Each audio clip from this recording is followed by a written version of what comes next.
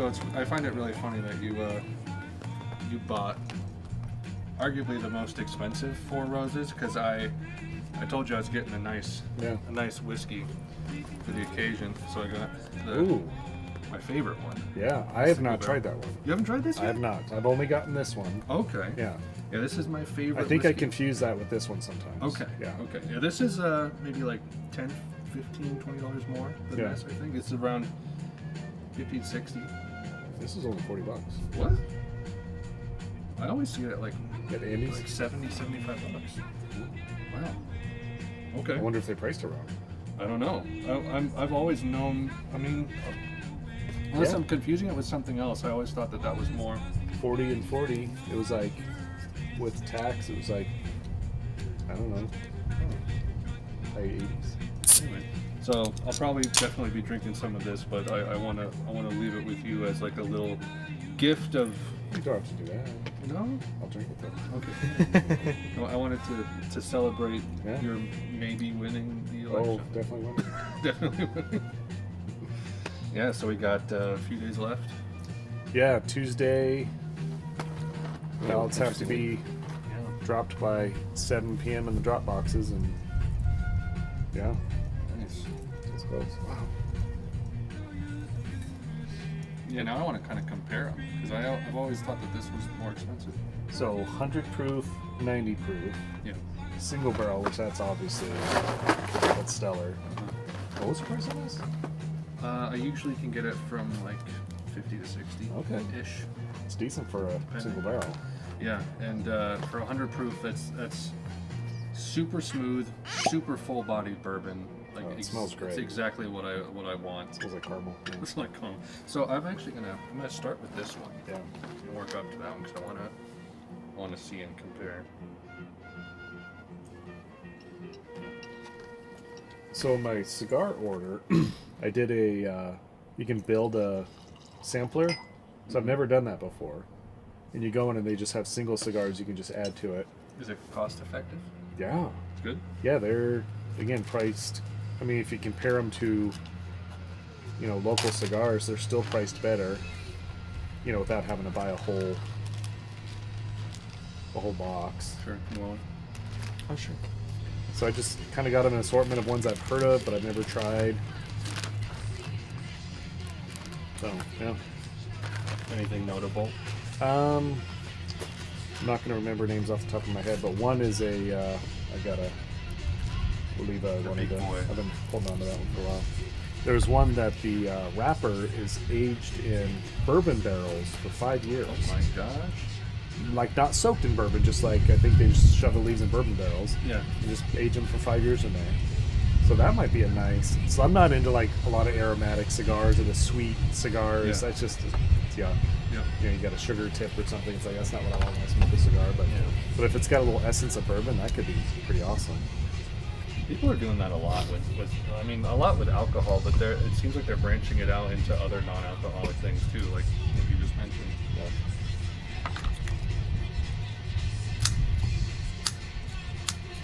I'll take that when you're done, Dad.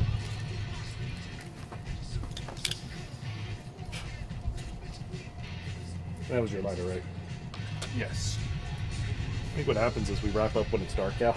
And just I swear that like I look everywhere with my light and I get everything, but apparently I don't.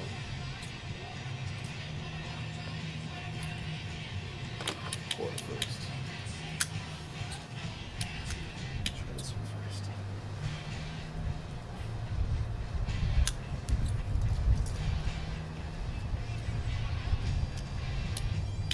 So what's new with you, Riley? Nothing much other than just mentioning that YouTube channel stuff. But Yeah, I mentioned that off camera. Gonna do fashion YouTube. yeah, I don't know what drew me to it, but for some reason, like one day I was just watching a video about like sweatpants or whatever, and I'm like, dang man, like I could almost do this, because it like didn't really seem like crazy or like I don't know anything like new or anything. So I'm like, man, I could probably like do my own style, And I just did a bunch of research of like recent style stuff, and I'm like, okay, now I kind of get like a grasp for what's going on and all that. And I'm like, I could probably come up with something. Like I don't know. So I'm thinking about it. I know there's like people that start off on like TikTok sometimes, and then they kind of branch out because that's pretty easier to like for exposure. But I would rather just be on YouTube. It's just kind of the tough thing is I mean, what people kind of do one of two things. They either exclusively focus on short content like TikTok and YouTube Shorts, or they do long form content and then they clip it for the TikToks and Shorts. Oh yeah. So you kind of have two avenues of what you'd want to do. Yeah, actually that makes sense because I would rather like make longer videos around like maybe like 10 to 15 minutes instead of making those little snippets and stuff. But yeah, I mean like just even if I just showed a clip from one of those videos and put it on there, then I get some exposure, you know. Mm-hmm. Have you ever done any like video editing at all? Do you know anything about that? I could probably figure it out. I mean, I've done like little like edits on my own, like of just like clips from things, and I put music over it and stuff. So I could probably figure it out on my computer. Okay. Like Aiden, what he does is like he'll film stuff on his phone, airdrop it to his computer, and then I don't know if he uses like iMovie or something to edit on there, but I know there's different editing platforms. Yeah, and I would say if you want to get a good mic, you can probably get a clip-on that could plug into the iPhone, maybe. Okay, I've seen some of those. Like people have they show in their little setups, and there's like one where it's not Bluetooth, but like it plugs into your phone and it connects to one that's clipped on your thing, but it's not wired though. I've got one of those in my office. So the one I have in my office is wired to a little thing that looks like a pager, and then that communicates to the little thing that plugs into your phone. So it's probably just Bluetooth or something. I mean, that's pretty much what we did like the commercial with. $15 on Amazon or something. Yeah, that's what I'm thinking. And then maybe a nicer mic to hold or something when I'm speaking over like a clip or whatever. I have that white Snowball one upstairs somewhere. Yeah, but it's a USB. It's old school. You can get like something that's like $15, $25 will do you just fine. Okay. Just to start with. Yeah, I'm thinking of just at least just starting with my phone camera. I mean, it's pretty good, and I can just do my own editing in through there. But then, if I did want to update to a camera, I could do some research for it. You know, you don't even really have to hire professional photographers anymore. Just use your iPhone for everything. That's right. Thanks. Try his photographer's net. I guess, what do you use for editing your like videos? Premiere. Okay. What's the learning curve on that?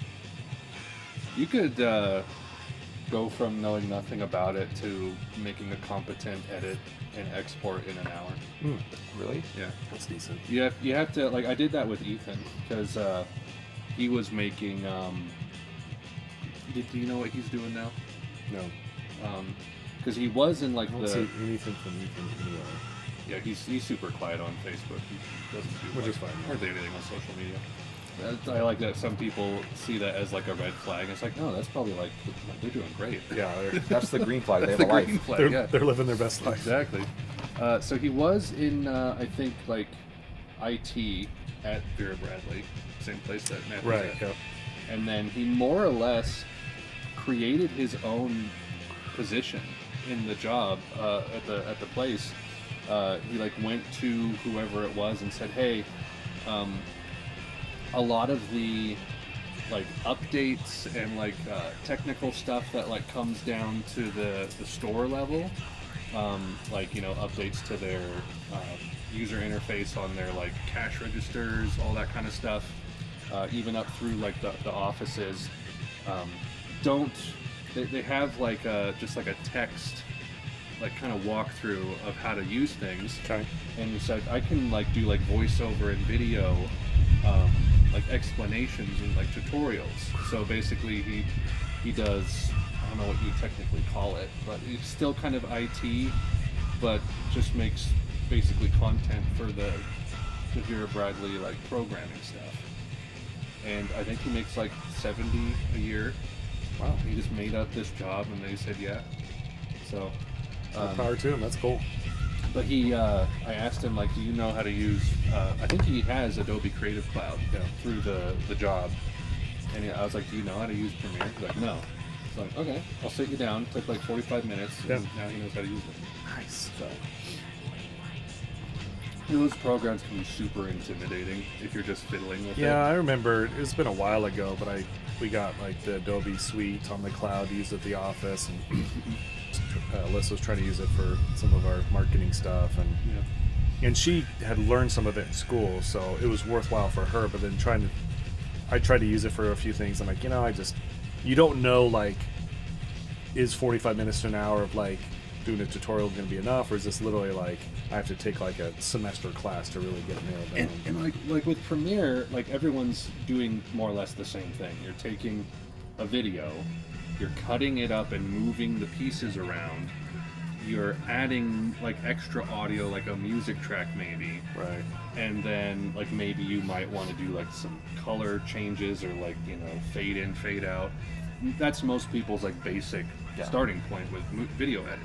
It's like that's what you do. With Photoshop, it's like, what are you going to use it for? Yeah. It's like I don't want to sit and like show someone an hour of Photoshop training and it's like not at all what they would use it for. That's a good point. Because Photoshop has way more versatility It's and just tools in it. a beast. Yeah. But Okay. yeah. Cool. But you have a Apple computer. Yeah, I have a. What is it? It's not a Pro, right? It's not a Mac Pro. Or... It comes with iMovie. Right? Riley's on a need-to-know basis when it comes to technology. I am. I am very illiterate. See, in my technology. generation, we were introduced to the first major technology, so we really got into it. We learned DOS. Yeah. And then we learned how to like do all kinds grew of up with the command prompts and all that. Yep. Yeah. You learn how to get into Windows and manipulate and do all kinds of crazy stuff. CD, dir, Yeah. C:\\/. I mean, I went to a tech school and we were using the large floppies, which by that time they were outdated. We were down to what they still call them floppies, but they're actually the micro discs. Like those are the 3.5 inch ones. Yeah. But they were actually floppy back then. The old ones were actually floppy. Yeah, it was crazy.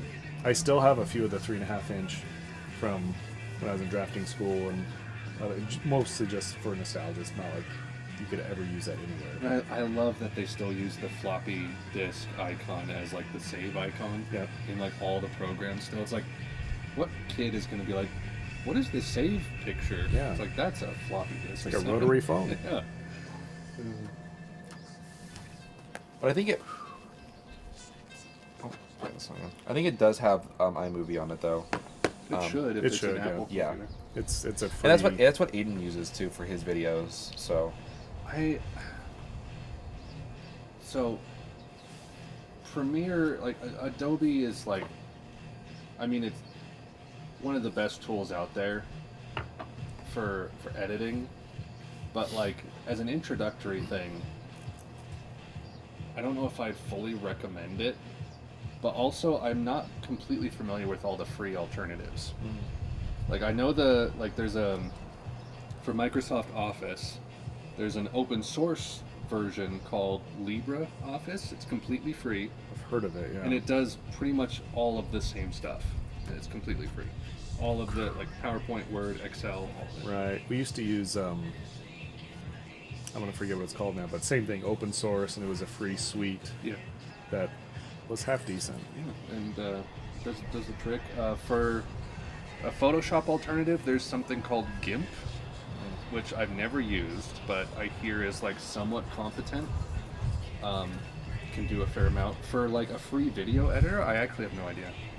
Because I've used Sony Vegas for over a decade, and I still use it for some things, because I've really got the workflow dialed in. But then I had to learn Premiere a couple I years ago. wonder, Riley, with Nora still in school, if maybe that's a software suite.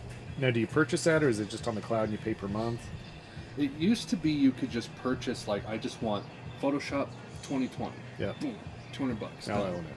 Now I own it. I don't know if you can do that anymore. I don't know. They have different packages. Because with school, the kids get, like, next year Nora gets like $500 towards another laptop and or device. Oh.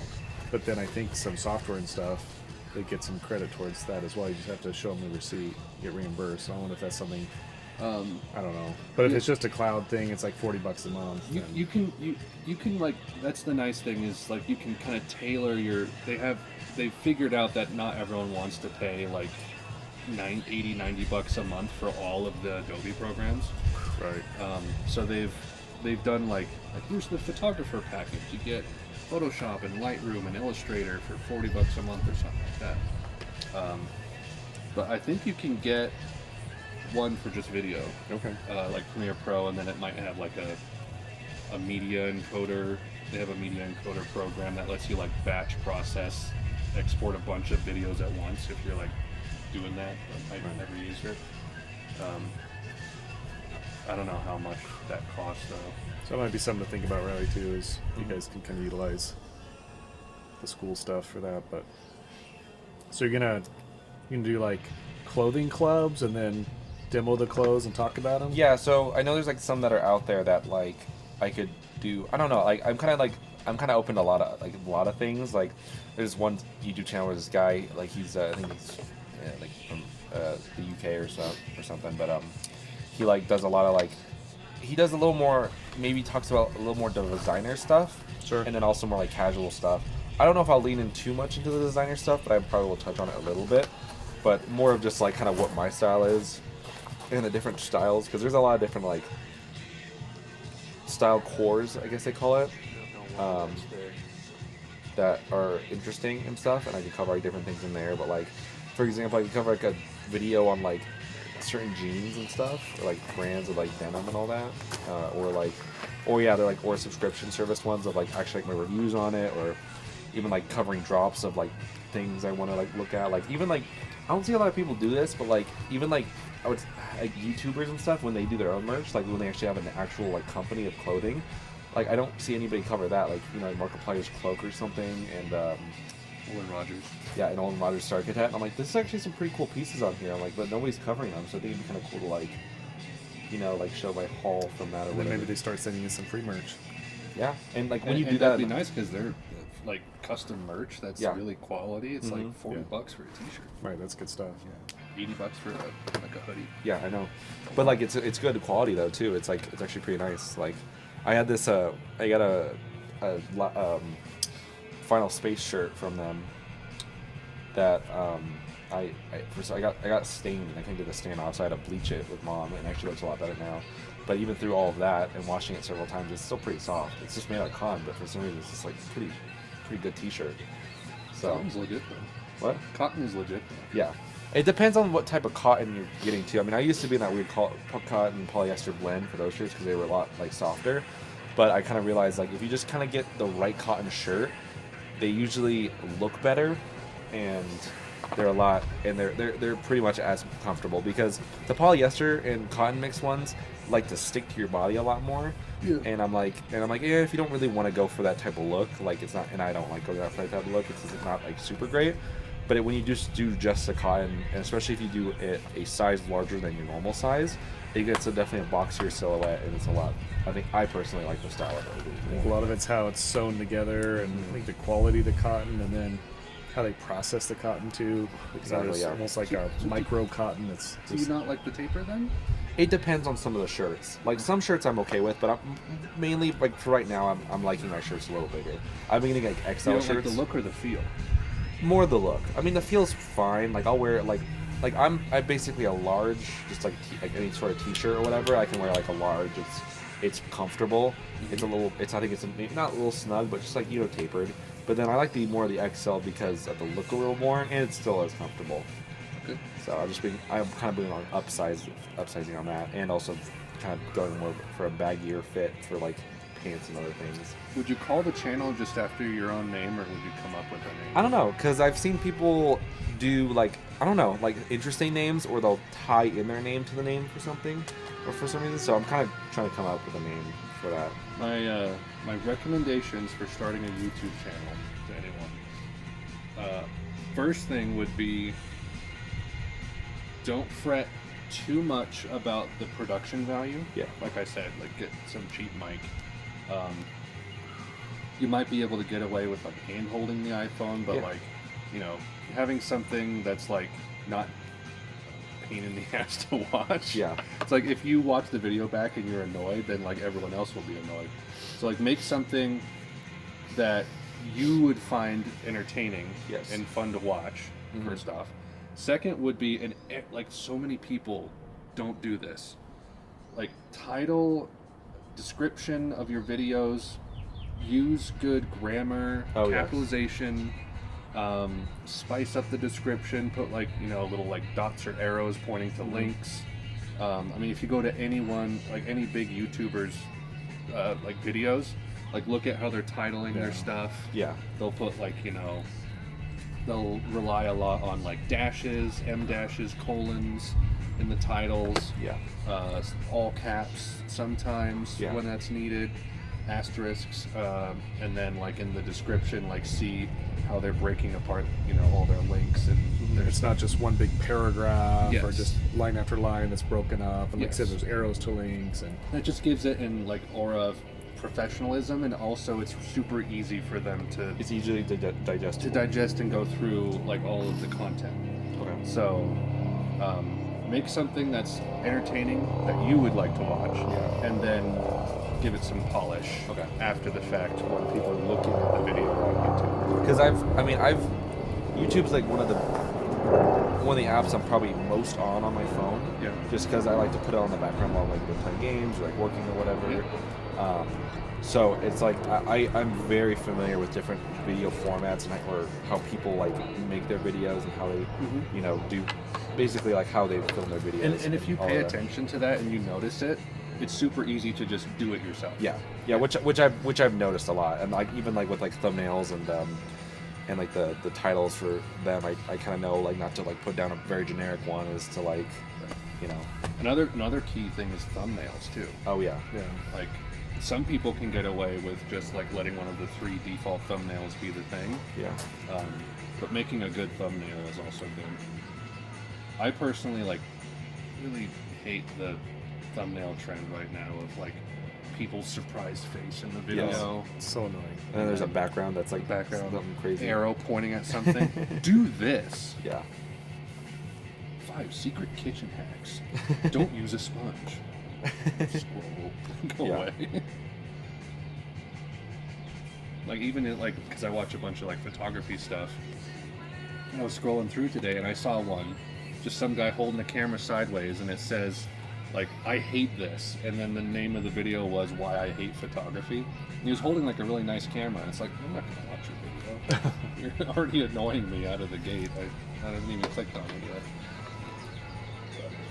An informative thumbnail that's slightly eye-catching but not annoying. Like it draws in curiosity, but it's like, oh my goodness, this is too much. Yes. Yeah. Which, man, Game Grumps, their thumbnails have gotten so bad. Really? Yeah, because like, do you watch them at all? No. anymore? So, Well, I'm gonna look up once their upon a thumbnails. time, they would have the little cartoon faces of whoever was like playing the game. They would have the art of the game, and then they would have the number of the video. So it's like, oh, that's Legend of Zelda video 13. Yeah. Click it. I can look at the thumbnail Oh yeah, there's a lot going on here. and not have to read the title. Now, the thumbnail and the title of the video don't give you any information about what it is. Do you think that's strategic because they have It- enough following? Now they're just I think luring so. you in to click more. And I look think at, so. Can we But- catch this stupid thing, Sonic Frontier 5? Yeah, Is that fine? but the thumbnail says nothing. The thumbnail is just like an absurd. Granted, like I kind of like the simplicity of the of the thumbnails, but like I need to know what the video is at a glance. That's even the thing with like multiple parts of stuff. I think you should keep it really simple. Like Yeah, if if it's a series. If it's a series, like I think with Windagoon it was just like Conspiracy Theory Iceberg Part 2 or something, or like Yeah, he kept it really simple. really simple. So And then he you almost know did, I what's think, next, the same you know image. what you're looking at. Yep. He did the same like thumbnail for like almost all of them. And like for the different icebergs for like the different like murderers and stuff, and like different types of murderers, he just did like a different like image and like a different description. Like If it's a one-off video, fine. Yeah. Like make it make it interesting. make it interesting. Do whatever you want. Mysterious. But if it's a series, and you want people to be able to know like the order of things, like you gotta put the numbers on there. You gotta make sure people know like what game it is, what topic you're talking about, anything.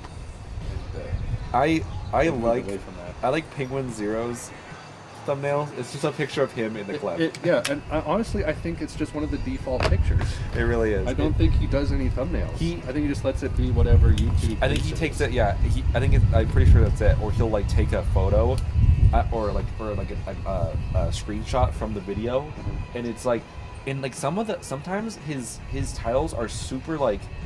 He's like, I hate this, and it's like a picture of like some tweet, and there's like a baby like picture on the tweet, and I'm like, what is going on? But he has enough followers. Yeah, where it's fine. That like, oh look, he posted a video. It's a picture of him just talking to the camera at his computer desk.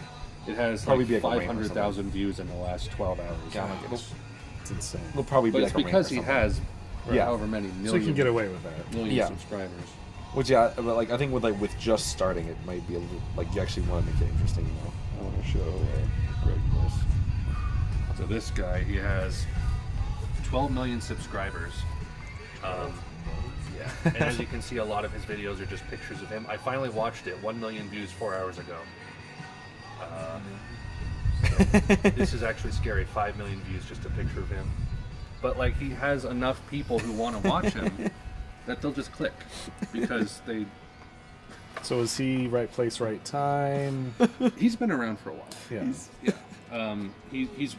He's a very sardonic, cynical kind of millennial guy, and so there's a big audience for that. Oh yeah. But he mostly just does like commentary on pop culture and social stuff, and he'll do reactions to like absurd stuff on YouTube, and that's basically it. Like.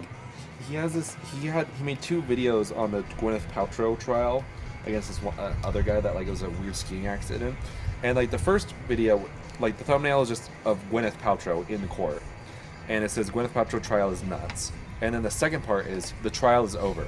That's literally the title, and it's just this. Yes. It's a picture of Gwyneth Paltrow from in the trial, and you're like, this is obviously the second part. But super sardonic, cynical, super crude language often, but like. But he'll say like his commentary is really funny, and that's why people watch him. I love this one. I like the one that says this game has potential, and it's just like a screenshot from like I think it's a Roblox game or like another first-person shooter game that looks like Call of Duty, and you're like, is it just Call of Duty? Like you can't tell. And some YouTubers can get away with that. Mm-hmm. Like honestly, I could probably be getting more views if I made my thumbnails different, but like I refuse to. Like you've seen my thumbnails; they're just like my face from the video, album cover at the top, the name of the album and the band. Done. It's pretty simple. That's it. So, I like to be a little creative, but I also like to like look kind of clean with my stuff. It seems too like there's a pacing, like some videos, it's obvious, especially the stuff Oliver watches. Super fast pace, cutting to the next thing. It's like, whew. Yeah. But it's great for little 7-year-old brains, or not.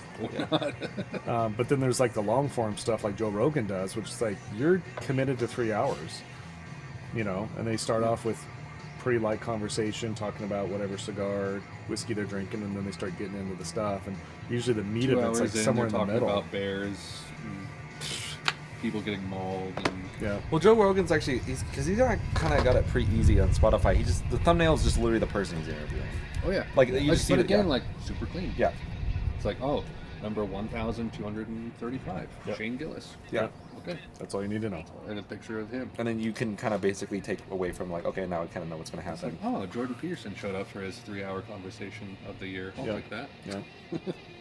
But in his, I guess in his defense, that's all he does, right? It's just interviews, so he's not doing little one-off things. Yeah. I don't know. I think because there was the JRE, or the Joe Rogan Experience is technically what it's called. But then on YouTube there was JRE Clips. I think that is still on YouTube. So you can still watch like 5 to maybe even up to 20-minute clips officially from the podcast. Yeah. And those do pretty well too, because they're so long form, they move from topic to topic. So it's like, Jordan Peterson talked about climate change for 25 minutes. There's that, and that's what I want to see. There's the YouTube video. Yeah, so that makes sense. Joe Rogan talks about how the burning bush was actually DMT. They love their DMT. Every single time.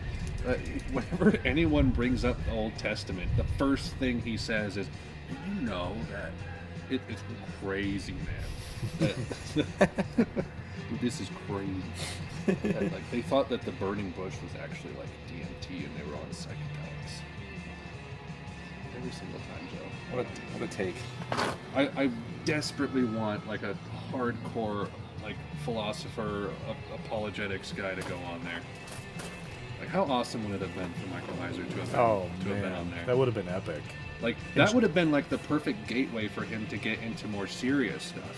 And I think Joe would have really dug it too. Yeah, because it's a little more out there than like the more rigid, fundamental kind of theology. And I think Joe's a somewhat sincere seeker when it comes to all knowledge. I know he's not an atheist. He says more or less like there's something out there. Like, you look at the world and it's like, this is way too crazy to have been an accident. Right. So, but he's super agnostic, I think. And like with all of the people talking in his ear, like he's getting like differing opinions, like multiple times a day. Like he might do like 2 episodes a day or something, and have like 2 random people on, giving him different opinions on things. But I also wish there was an easier way to like know something, like, because like I love some of the topics that they go into. Do you listen to many of the episodes? Oh yeah. Yeah. How often? Well, I'm not super interested in a lot MMA, of the comedians that he interviews, but some of the comedians are really intelligent. Yeah. And then the MMA stuff, it's just not my thing. No. So I usually kind of scroll through. I'd say I watch a good chunk of one about every 2 weeks. Okay. That's as frequent, unless I'm trapped in Mexico. So I tested positive for COVID, then I'll watch one a day for 5 days straight. Dang. Yeah. You got detox from Joe Rogan after that. Tested positive for Rogan. What are you doing? You're trapped in your room for 5 days. I'd get up in the morning, I'd do weight-bearing exercise, and then I'd listen to my Bible app, and then I'd do Joe Rogan. Usually by then it's lunchtime. Andrew would come back up to the room and we'd have lunch together. It's like that comment I showed you. You do 4 hours of bow and arrow in the backyard, and then you do your ice bath. And then yeah. And then it's finally 4 a.m. And then it's finally 4 a.m. You can have breakfast. Yeah. And then you have breakfast. Yeah. And you raise salamanders and you're looking for a $4 million house on International Home Hunters or whatever. And then sensory deprivation tank, and then raw liver. Mm-hmm. And then the wife wanted to go do something. Then you go to IKEA. Then you service the wife. Then you service the wife. You play with the kids for 5 minutes. Yep. And right back to it. How's the Edge smoking for you guys? It's good. It's good.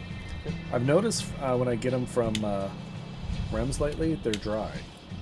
Really? Which these sit out in the open in a big box. You know, their 100 count box. I don't know if their humidor's not quite where it needs to be, but I've noticed I need to bring them home and put them in mine for a few days. Otherwise, like, the wrapper starts coming off as I'm smoking them. That's fair. At least for that cigar. Yeah, I think they just have way too big of a display for how many they move. Yeah. I don't know. But it kind of, isn't it sort of like, it looks like an actual, like, display from Rocky Patel, right? Yes. So, I don't know, maybe that's maybe part they of move it. through enough of those that they're coming in and they're kind of dry anyway when they come in, and they just don't have enough time to... I don't know. But like the Olivas that I get, whether they're in an open display or they're cellophane wrapped, they seem to be ready to smoke. Ready to go. I don't know why, but... with the Joe Rogan episodes, because it honestly doesn't even matter who he's talking to. They can go through, like, if it's a long episode, like 3 hours plus, they can cover like so many topics. And I kind of wish like that I know about that stuff, because like I don't want to necessarily listen to like, oh, there's this molecular biologist. Yeah. I don't really care. But they might talk about something super interesting, and I don't know about it. Yeah. So you have to kind of like judge each episode based on like the occupation of the guest, which is sort of weird. It is weird. I agree. Like, kind of keeps me from watching as many episodes as I could. Yeah. know, maybe I need to go through the clips channel a little bit more. And maybe that's the way to do it. It's just, you know, if they had just like a 45-second highlight reel, like what am I getting into for this 3-hour episode? Oh, they're talking about this, this, and this. Well, I find that all very interesting, even though you're a molecular biologist or you're a whatever.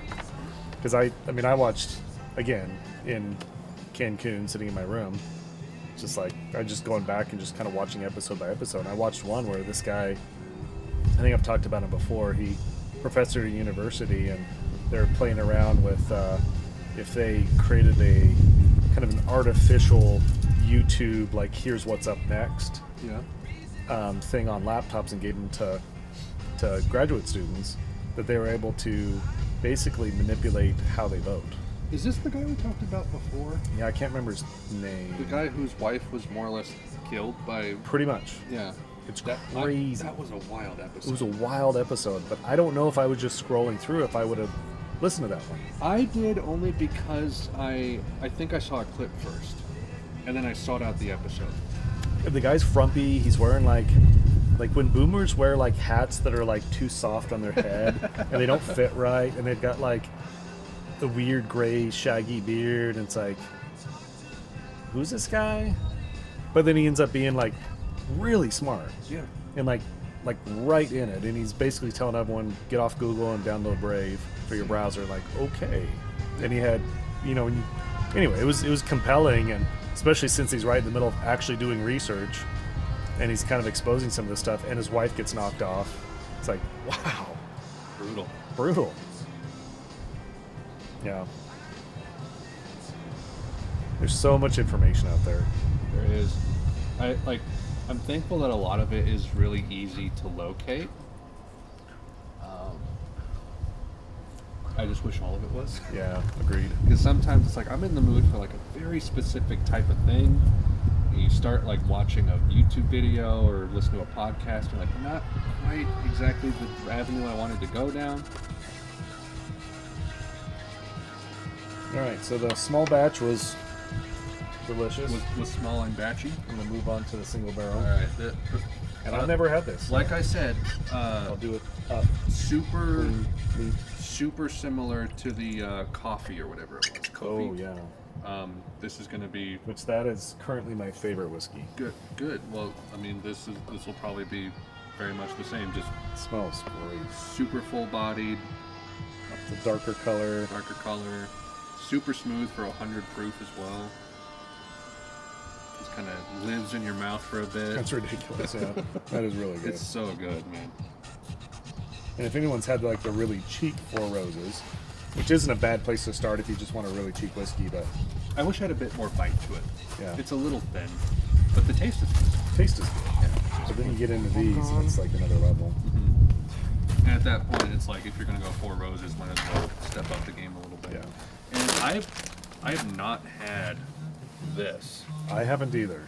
This looks pretty good. I've seen it only a couple of times, and Andy's actually has a decent selection of good whiskeys. I have a soft spot for Bullet. I really like Bullet. I do too. And it's nice the Sam Club has the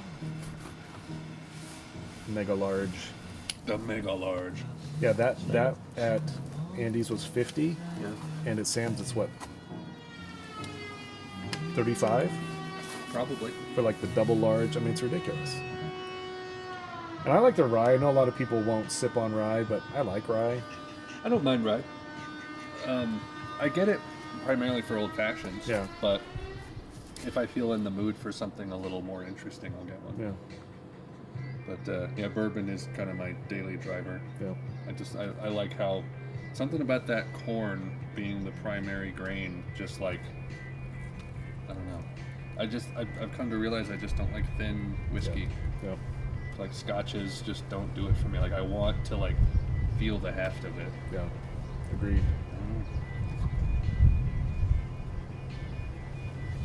So since I've had the single barrel before, I'm gonna try this one. 91 proof. I do have smoked almonds too, which is kind of an acquired taste, but almonds are so good. I was saying last time, I don't know if you were out here, I like almonds, but I can't eat too many of them. Oh. Because then it feels like I'm just chewing on like tree bark. Yeah. Because they're so dry. Yeah. Pistachios are good. Yes. I don't like that, what is it, Wonderful brand pistachios? Like that's the main one. With the black bag? Yeah. Oh, yeah. They don't have pre-shelled black, salt and pepper ones. Huh. And that's my favorite kind. I hate having to shell them. Yeah.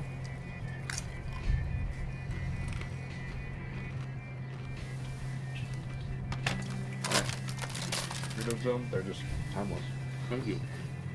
Man. Once you pop the MSG, you can't stop. No.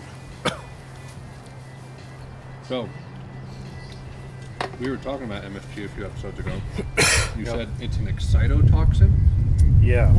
Tell me about MSG. So I think it's categorized that way because glutamate or glutamic acid is an excitatory molecule in the brain. What does that mean? It means it stimulates neurons. I guess you kind of equate it to, I mean, to a certain extent, like cocaine, right? It's kind of spicy. Is it? Yeah. It's like this, but more bitey. Interesting. Yeah, full bodied though. I like that. Okay. Yeah, I mean, the color looks good. Yeah. That's always a good start. Always good. So cocaine inhibits the acetylcholine. Is it acetylcholinesterase enzyme? So it's an enzyme that breaks down acetylcholine in the brain. So cocaine basically just inhibits that enzyme, so then you get a lot of acetylcholine, which is also an excitatory neurotransmitter in the brain. So it stimulates certain portions of the brain and then just gives you just an amazing high. Right. And glutamate or glutamic acid does that as well in different pathways in the brain. And so MSG, it's obviously designed for flavor. It's kind of like salt, but different. It's more complex than salt as far as the flavoring. Yeah, you can't really use it as like a salt replacement No. because it doesn't really give the savory aspect. It just kind of alters the Right. pre-existing flavor. Like a good ranch dressing has MSG in it. Like it gives ranch that, just that little right bump. flavor, that bump, yeah. Almost like enhances the other flavors in whatever it's in. Yeah. But yeah, it can be an issue in the brain, and for some individuals in particular, like migraine patients it can be a trigger for migraines because it's exciting the brain too much and doing too many things. So let me ask this. We have Accent at home in our pantry, which is the MSG you can get at the store. Right. I'll sprinkle a very mild amount on like our chicken that we grill for Yeah. lunch. Is there like a ton of MSG in processed foods compared to like just putting a little bit on at home? Or does a little go a long way and they don't use that much? A little, I'd say in general, a little does go a long way. So way back in the day when I worked at Mr. Steak here in town, Sounds like you're making that up. which has been out of business forever. That was my first job. 14 Mr. years old. Steak went out of business. Mr. Steak. It was a franchise, and they actually made a lot of their. I mean, it was every restaurant had to follow the same recipes, but they made their own ranch dressing in house, and that was one of my jobs. But we'd make like probably 5 gallons of it at a time. But I remember putting in probably a quarter cup of pure MSG Okay. in 5 gallons. That Okay. seems like a lot. Yeah. But that's ranch dressing. So you sprinkling a little bit on a, chicken breast, it's probably not that big a deal. Now, as far as what that is compared to like Doritos or your typical Asian food that you get takeout that has MSG, I don't know. A lot of manufacturers are trying to get away from it just because it got a bad rap, there for a while. Sure. And it's a marketing thing to be able to say no MSG on the box. Yeah. And honestly, like the little bit I put on, I don't even know if it makes that big of a difference. So I'm kind of like torn as to whether or not Is I it want worth to it or keep not? doing it. Yeah. What is MSG? Monosodium glutamate. What does it do? It's a flavor enhancer. Oh. Like a crunch enhancer in Christmas Vacation, but different. Yeah, it just basically like enhances the pre-existing flavors. Like, I've gotten to the point where when I'm eating something, I'm like, does this have MSG? And I look, yep, it does. Yeah. Because it just has a weird, addictive, interesting flavor palette to it. Yeah. It's not just strictly like that salt taste. Right. But yeah, it's let's see it up here actually. Chemically, as far as composition, I mean, when it says monosodium, and it's like fairly high up on the list. It's above cheese. wow. That's why Doritos are so delicious, right? I mean, it's in the less than 2% section, but it's salt, cheddar cheese, MSG, and then the other types of cheeses. So there's, a fair amount on there, but green bell pepper powder. Well, whatever they're up to, I guess it's working. Yeah. I think there's just always going to be a population of people that are going to be more sensitive to certain ingredients than others. Sure. And so if I had someone that was a chronic headache or migraine patient, I'd probably say steer clear of MSG just because of that. Or even if you're maybe epileptic, seizure prone, I'd say steer away from excitatory ingredients. I mean, there's so many problematic ingredients in processed foods that, like, I have a hard time whittling down if, like, oh, is it MSG the reason that I don't feel great after eating a whole bag of chips? I don't know. Maybe not. But yeah, like incorporating it into our own foods. I'll use it when I'm making like chicken tenders or nuggets at home, because like I'll do like copycat recipes of like Chick-fil-A stuff, and that primarily is like salt. Actually, like powdered sugar is one that's part of a lot of copycat recipes. Just a tiny bit of sugar, MSG, and then garlic powder. Apparently, the whole pickle juice thing is a big myth. We talked about that On Chick-fil-A. Well, a lot of people thought that Chick-fil-A's secret flavor to their chicken was that they were marinating the chicken in pickle juice. Oh yeah, that's true.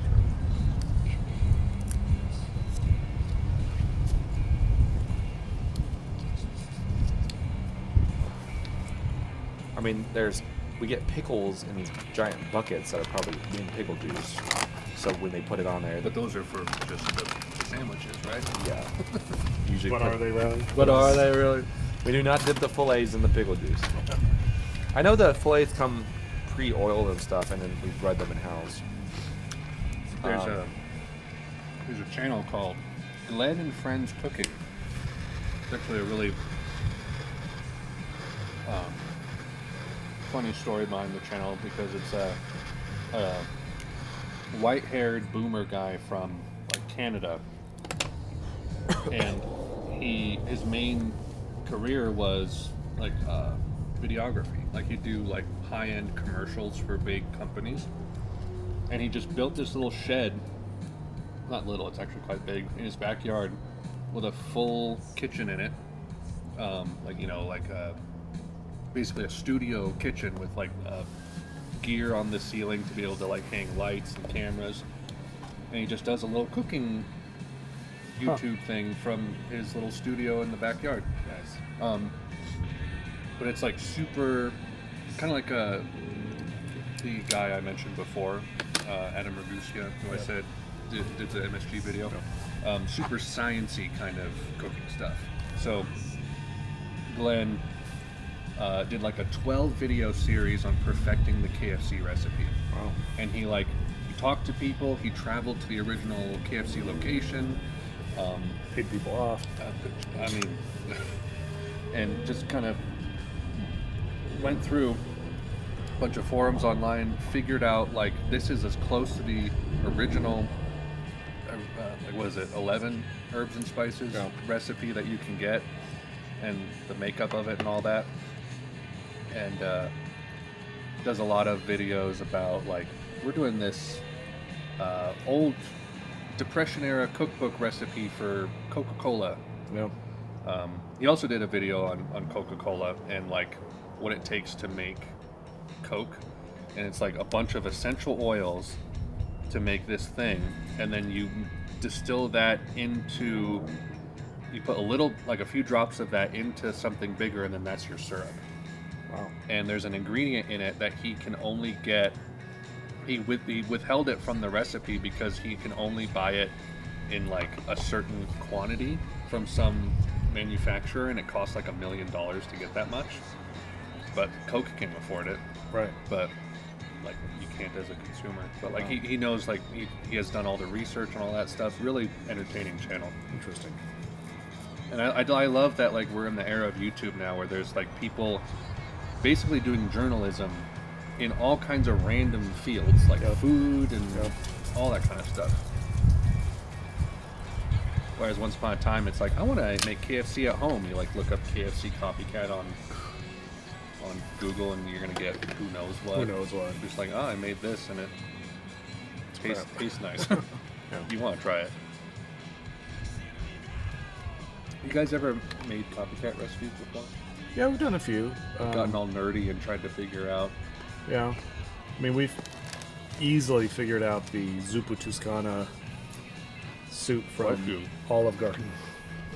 Okay. It's the really light cream soup with kale and sausage. I've been to Olive Garden like twice. So.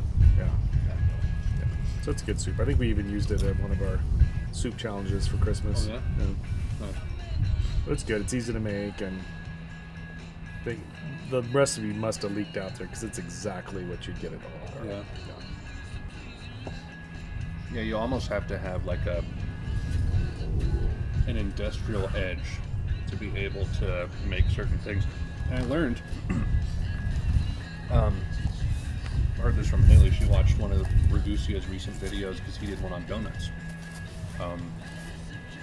There's a certain like machine or something that like manufactures the dough of certain donuts in certain ways that cannot be created at home, and it's like it has to be like punched out a certain way and then put in the oil like really fast, and there's just zero way to do that at home. Yeah, it's punched out and then it's like dropped in. Yes. Yeah. Also, she discovered from that video that, have you guys ever tried making donuts at home? Yeah, it's been a while. Yeah. But we've done them. The reason that the donuts you make at home are super greasy is that when they make them in-house at like a bakery or whatever, they use vegetable shortening, and so that's just something that's solid at room temperature. Right. But then at that point, the donut that you're actually eating is, I think, like 25% fat, which is kind of crazy. Wow. But that's why like those donuts aren't greasy, but the ones we make at home in oil, like are just dripping grease. That makes sense. The more you know. Right, because then that, it's basically hydrogenated vegetable oil becomes solid again, and then it just becomes part of the dough and doesn't seem greasy. Yeah.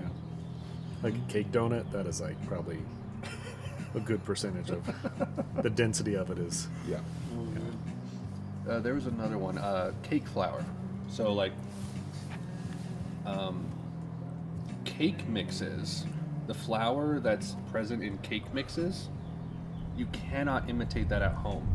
Simply because I think of like how fine it's milled or something. Right. Which is why Haley actually, when she makes cakes at home, I think she incorporates like part of a cake mix into it, but then like improves it with other elements. That makes sense. But yeah, that's another Ragusia video, as he talked about why like homemade cake versus cake mixes like aren't the same. Tons of interesting information out there, and I never have been interested that much in food, but like when someone comes at it with like a left brain thing of like, have you ever noticed this and this, and like I have, and it's like, here's why. I'm like, oh, that's cool. Sometimes when I worked at Dos Hombres years ago, again another life, if we're like kind of slow and bored, we'd send someone over to City Market, which was just across the parking lot back when it used to be over there in the Coronado Plaza City Market parking lot, and we'd get the whatever the pre-made biscuits are, in the, where you open the roll and then it pops on you. Yeah. So we'd get those, then we just push a hole in the middle and kind of stretch them out. And we'd throw those in the fryer, turn them over, and then we'd throw them in a thing with powdered sugar, toss them around a little bit. That's a decent donut. If you just like at home, you've got the little Fry Daddy or whatever. If you want to make a donut, it's not a bad donut. There's a lot of versatility in like those Pillsbury products. Yeah. You can do a lot of things with it. Yeah. Pigs in a blanket. Yeah. You can turn them into, like, that was one of the first things Haley and I did when we were dating, is we were trying out, because she loved to bake. And so whenever I went over, like, why don't we, like, look up a recipe and just, like, bake something together? Because, that's what 20-year-olds do when they're dating, I guess. Got nothing else to do. Yeah. And we tried to we did, like, a copycat Little Caesars Crazy Bread recipe. Didn't turn out very well. But I think we used, like, a Pillsbury croissant or pizza dough thing, and did the trick in a way.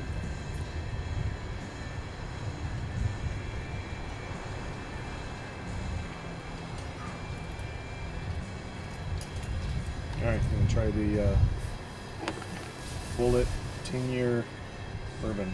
Good. That's a big commitment, 10 years. Mm-hmm. Yeah, you have to have that kind of stuff in the reserves.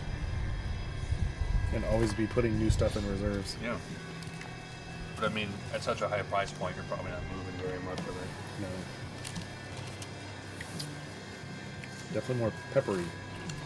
Yeah, it's spicy. Yeah. It's good though. Not so much a bite, so much as like a flavor. Yeah.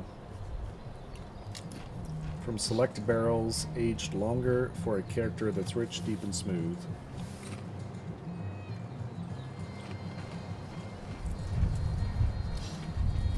You're 19. This coming Wednesday will be. And not only my dad's probably going to get elected, it's my birthday Yeah. week as well. Yeah. You think you're probably gonna get it? I think there's a really good chance. I mean, we've Very hopeful. connected with more voters than we even did during school board. Do you think there was a bit of like awareness from the last time after the fact? I'd say yes on that. Definitely more awareness since Andrea ran. Yeah. Because she's got some name recognition. Good or bad. It's recognition. She's in the newspaper about every 2 days. Good or bad. And then particular communities that I've engaged with since then, I have a lot of supporters, like hundreds and hundreds of people that, know me personally and have been door knocking for me, making phone calls that, really believe in me as a person, which it's cool and it's also very humbling. Mm-hmm. So that's really how it should be, right? I mean, if you just have like a random person that moved to town, a year ago that wants to run for a local thing, and they're just, I don't know. Do they love their community? Do they not? Are they just trying to bring in an agenda? Whereas someone like myself that's pretty much born and raised in Western Colorado. Right. So I think there's something to be said for that. But again, it's really just the problem with city council elections. Generally speaking, people don't really understand that they have a city council Or what it does. or what it does. Like if you're to just, if you're Avi Horowitz or whatever his name is, Yes. what's his name? Avi? That sounds right. If you're to walk up and down Main Street and just ask people like, oh, so what does city council do? How many members are on city council? I mean, most people would have no idea how many members, let alone. She don't know how many members are in city council. And that's okay, no judgment. How many are Is there? it 4? 7. Seven. Okay. 7. There's 4 seats up, right? There's 4 seats up, so it's kind of that like makes 4-3, 4-3. So Okay. every 2 years there's an election. And you have to be not non-affiliated, but you're It's a non-partisan race. non-partisan. Okay. What's the difference, I guess? With Well, partisan means you run on a party oh. ticket. Democrat, Republican, Libertarian, So you have Green Party. Okay, so it's a non-partisan race. Right.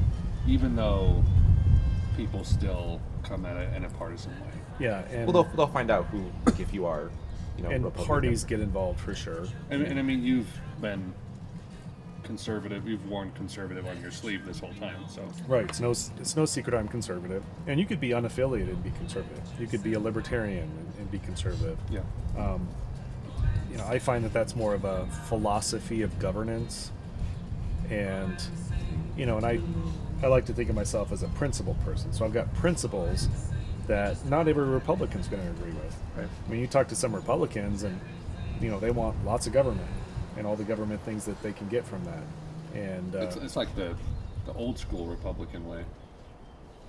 Yep. Things have flip flopped, man.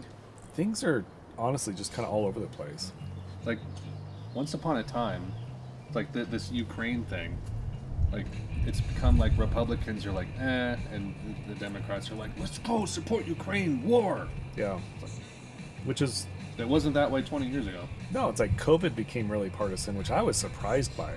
At early on, I'm like, what? Why is this partisan? Like, it's a pandemic, but I think what it came down to was, what kind of force and control do you want placed upon you by bureaucrats and elected officials and governors and that sort of thing? So, of course, the true freedom-loving Republicans are like, whoa, let's tap the brakes for half a second. We committed to 2 years to flatten... 2 years, yeah, we did. We did not, actually. We committed to 2 weeks to flatten the curve. I was on board. All right, we don't know what this is. Let's multiply that by 52. Right, let's stay in our homes for 2 weeks so that we can get the PPE, the protective personal equipment, the hospitals can get ready. Everybody that I knew in like March and April of 2020 was like, okay, let's buckle down and just stay calm for a bit. No problem with it. Yeah. Yep. But then it got absurd to the point of like, the country is gonna suffer, and now we're suffering. Liquor stores and pot shops were essential, but chiropractic clinics were not. Even though we were treating people that we had helped them get off of opioids and narcotic medication for their chronic pain. And then 6 weeks later, with your secret potions, with our secret potions and powders, so ridiculous. Gandalf comes in. Yeah, our wizardry. Yeah. No, just doing what we normally do: adjusting spines, getting people out of pain, getting them mobile again. And then the gyms got shut down, so they can't see the chiropractor, they can't see their massage therapist, they can't see their acupuncturist. Yeah. They can't go to the gym. Yeah. But they can get pot and alcohol just fine. And they're held up at home. And they're held up at home, getting depressed, and but we weren't essential. So it took us 6 weeks. Our Chiropractic Association Colorado hired 5 different attorneys, and we teamed up with the Acupuncturist Association, the Physical Therapist Association, the Occupational Therapist Association. Oh, goodness. And we had to basically lobby the governor and his board that he appointed specifically for this, that had no oversight, to convince them that we are essential. We're keeping people out of the hospitals, right? Because we're supposed to keep people out of the hospitals. So you have surge capacity. That was a big term these back days. We need to have surge capacity. So we need to have enough hospital beds. Well, if I've got someone that's about to go back to the ER because their sciatica came back and they're in raging pain and they can't see us because we're not essential, finally we convinced the governor, who doesn't know anything about any of this anyway. So, I mean, he has everything being thrown at him. So in Governor Polis's defense, but it took that long to finally say, like, hey, yeah, we are essential, and next time around we're not gonna play along anymore. It's like, we're gonna be essential from here on out, as are anyone that needs to earn a living and keep their family afloat. Their job is essential. Everyone's job is essential, right? If you're trying to provide for yourself, your job is essential. So I think that language, I don't see that ever happening again. That got really ugly. People are like, oh, I have to go to work because my job is essential. It's like, well, everything's essential. Yeah. In a lot of ways, the pandemic shed light on a lot of things, a lot of problems and weaknesses. Yeah. And like you said, with Polis, like a lot of the people governing, it was just like, I don't know what to do.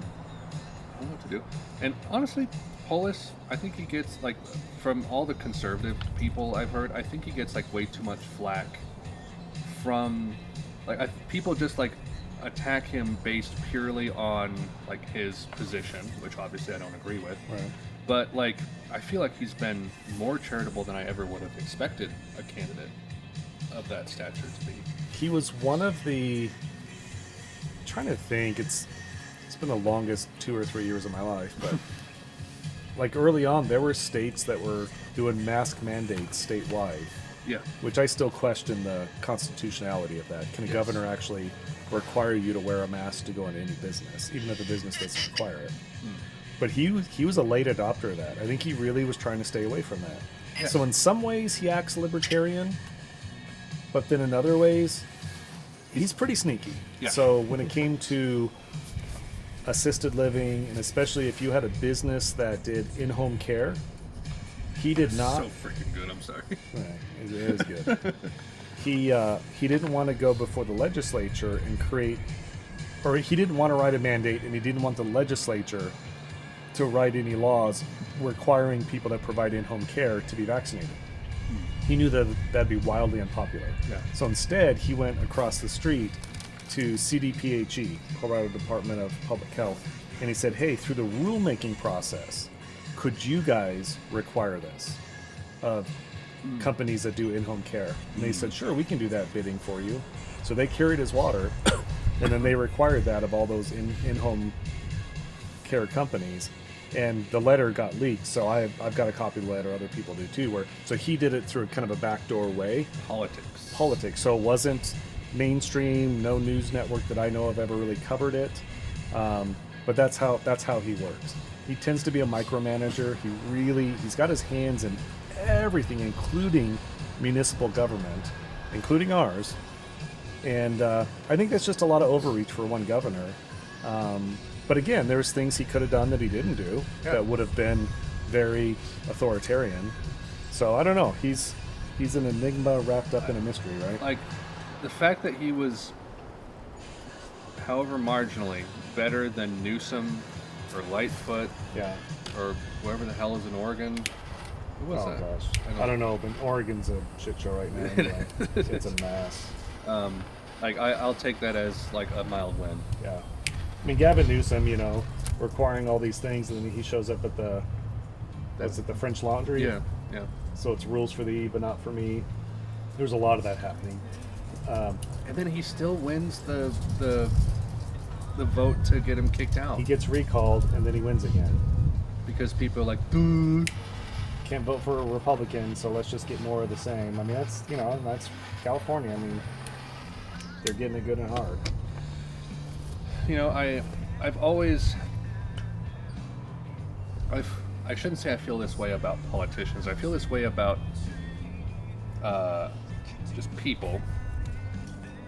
There's a tendency to, because I think every politician has like that 70% transparency of like, these are the policies I stand by, this is what I'm going to work toward, and the 30% backdoor stuff that's sneaky, like you said, that like, if you're lucky, comes to the surface and you can kind of learn about it.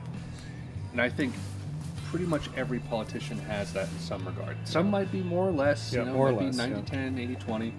But I think every politician, no matter Republican, Democrat, is going to be working in that capacity. I think people have a tendency to praise politicians in their party for that major percentage of look at all the great things they're doing. Yep. And then anytime someone from the opposing party, it's always the, like, that stuff I don't agree with, but look at all the backdoor stuff. Right. And that kind of bugs me a little bit. Yeah. Because, like, I want to be completely, like, fair across the board. Because I think there's a difference between policy stances and how you act as a politician. Right. Those are two different things. Right. And so it's like, yes, we should stand by this person's stance, but if they're doing something shady, we can't just ignore it. Right. We need to be like, that shouldn't be happening. And so anytime that comes to the surface, I think people like to brush stuff away, and that happens so much. Like, I think it happens way worse on the other side of the aisle. Yeah. Like you just said, the French Laundry situation is like, are you kidding me? Or Lori Lightfoot getting her hair did because she's an elitist. She's in the limelight. She needs to get her hair did and look good. How about her losing? Epic. glorious. First time, what, 40 years it was? Yeah. She didn't even make the top 3 in the primary. Too bad it was racism that did that, though. It's too bad. Yeah. But I want to be like fair to everybody, and like if Polis does something that's like mildly commendable, I'll be like, okay. Yeah. Like a mild okay, but okay. Yeah. No, I totally agree. Yeah. And I wish that would be extended to everybody, right? Because the former president, who shall not be named. I mean, he's said some vulgar stuff over the years, and Stormy Daniels and porn stars, and it's like, come on. Thankfully, it seems like since he's been, I mean, he's still in the limelight in a way. Like, he's kind of in the shadows of the media all the time. Yeah. But it seems like the left or Democrats are finally starting to catch on to why he was voted in. Yeah. And they're finally realizing, like, oh, okay, bull in China shop, I get it. Right. And it wasn't that we thought he was a, glorious leader who's going to usher in the return of Jesus. Right. Which there are some people there who was still some feel, of that. Yeah. There are people who still feel that way. Yeah. But I think we've made progress with some people to be like, no, that's not, we didn't vote him in for that reason. Yeah. It was purely utilitarian. Yeah. Yeah. Agreed. And that's kind of how I approach, especially presidents. It's a mix of who they are as an individual, how they govern, their consistency. I think that makes a big difference. Like our current president, his big platform was, I'm going to be a moderate, and a lot of people like that after Trump. And then he's probably been the most progressive president I think we've ever seen. I think a lot of that is just he's just getting pushed in all different directions by a very squeaky minority right now. And so I know people that voted for him, they're like, whew, I did not sign up for all this. And a lot of that is very dire last-ditch efforts for the re-election. Yeah. Because Democrats are screwed in 2024. I think so. Because damned if you do, damned if you don't. You put him back up for re-election, seriously? Man. What do you think is going to happen? You could go with someone else, oh, Biden wasn't that good. So, lost faith in the party. And they just have no other good candidates. I mean, the VP, I don't know if she's if it's all a show or what, but she's talking about magic school buses and Wi-Fi and USB plugins and electric school buses are amazing. I mean, it's laughable. It's you're not serious, right? And I think they're just, here's your playbook, just stay in your lane. So I don't think she would be a serious candidate. And Pete Buttigieg, I mean, he took 3 months off for paternity leave and no one even knew he was not on the job. And then the blunder with the train wreck. He's the last person to show up. And that, I mean, it was difficult to watch as they're interviewing him on why finally now? And I'm just hoping there's always going to be the hardcore people on either side, but it's that middle that you're hoping is able to at least see what's going on and is going to be okay, I need to, which I'm hoping DeSantis, that could be really strong. He won by 20 points in Florida. And even Bill Maher on because he has a podcast now where he brings people on and they drink and smoke weed. Of course they do. Which he's had Bryan Cranston on. He's had Greg Gutfeld. What's his name? Gutfeld, yeah. Yeah, he had him on. He did? He did. Wow. Yeah. I almost can't stand that guy. They're just hanging out at the bar in his little podcast room. But Bill Maher even said, because he had someone on, I forget who it was, some nobody I think, but they were talking about DeSantis winning, and Maher was the thing about Florida is it's a great representation of America because it's a little bit of everything. It is. Super melting pot, and he won by so much, and he even noticed that. Yep. And pointed it out. So I think a DeSantis ticket would do crazy good for the moderates.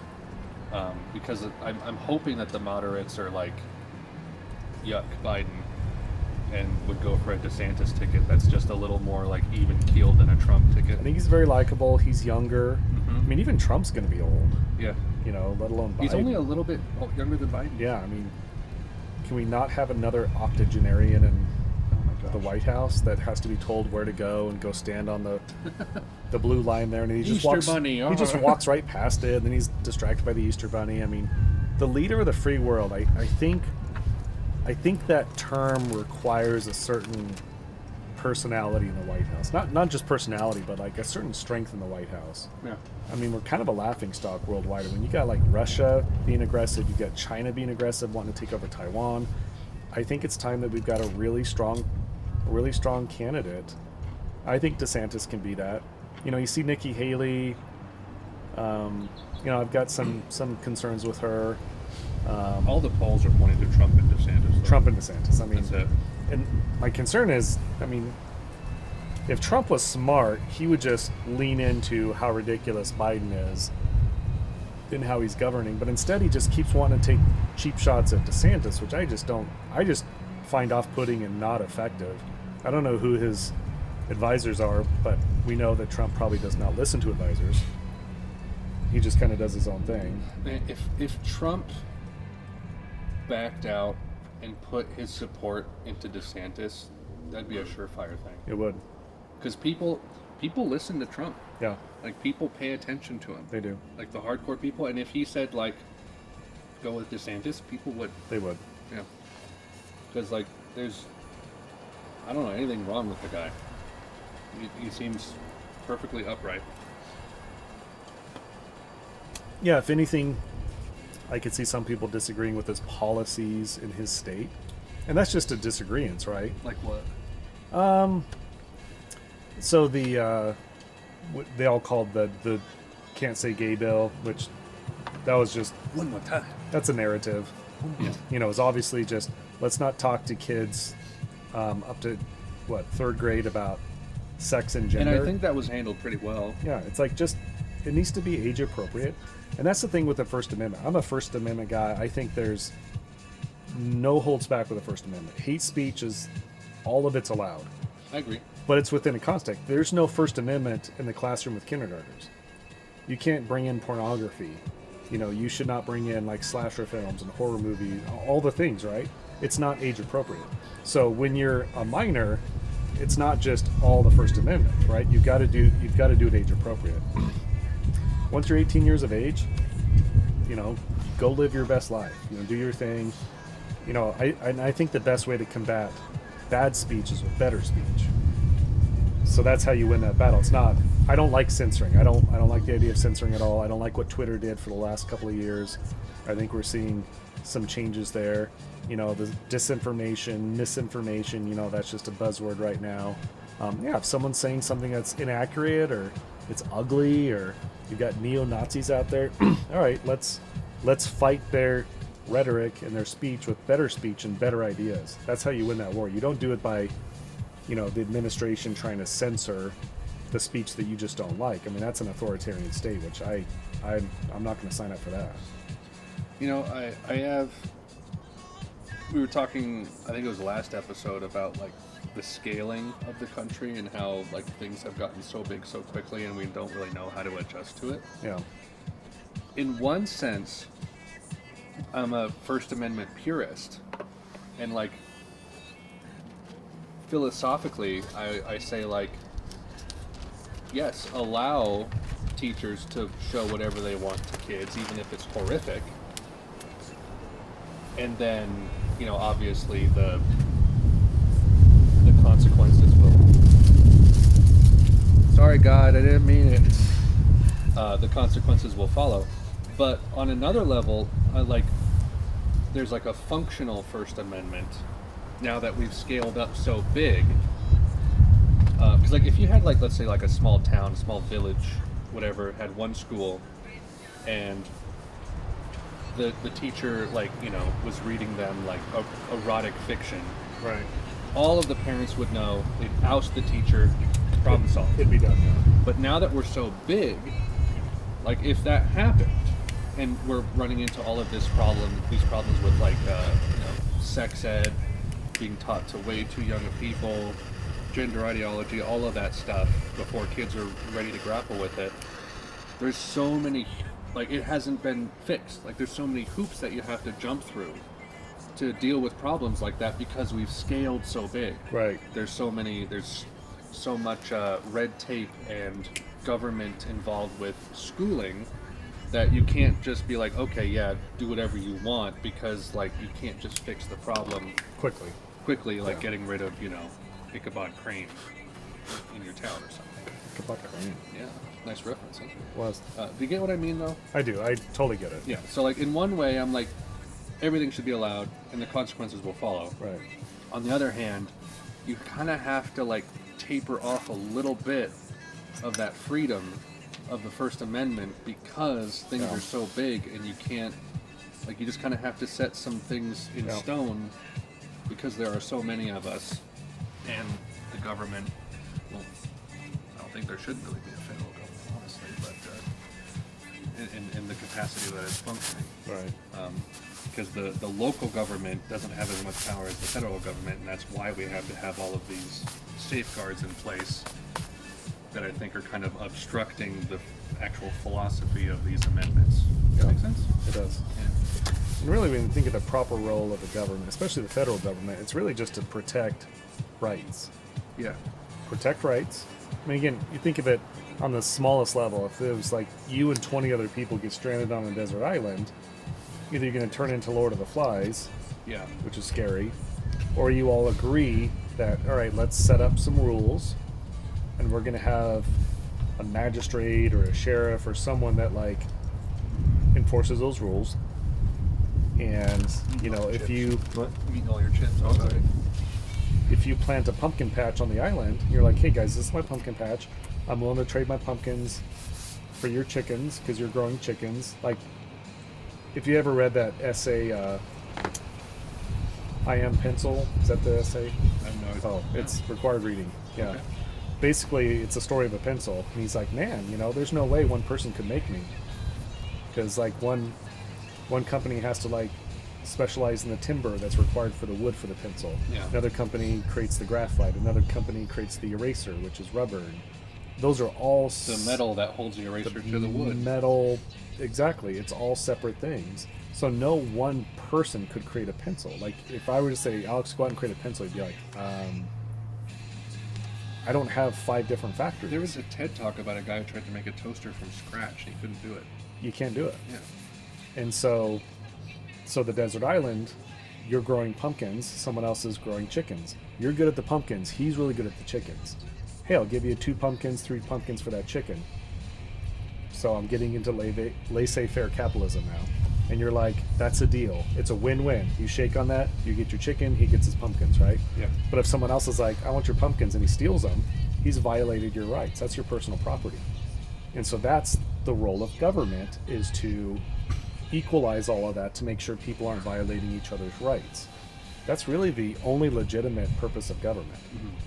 But then when government gets into all the other realms that it gets into, then you end up with bureaucracies and 3-letter agencies, EPA and all the other things, that they think they know better, and they're unelected. Like, no one can vote them out of office. They're just there. I mean, the USDA, it's like 2 square blocks. The building in DC is ginormous. What's up, Oliver? Thousands of employees. What do they all do all day long? Yeah.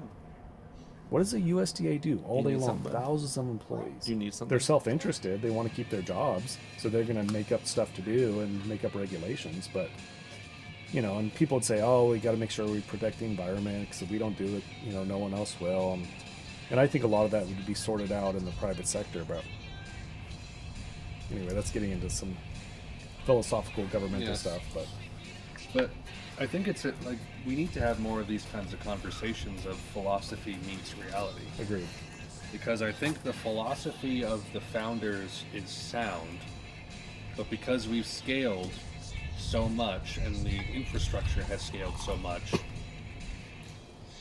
and we have all these amendments, I think we went from philosophy to functionality. We need another like philosophical re-examining of things.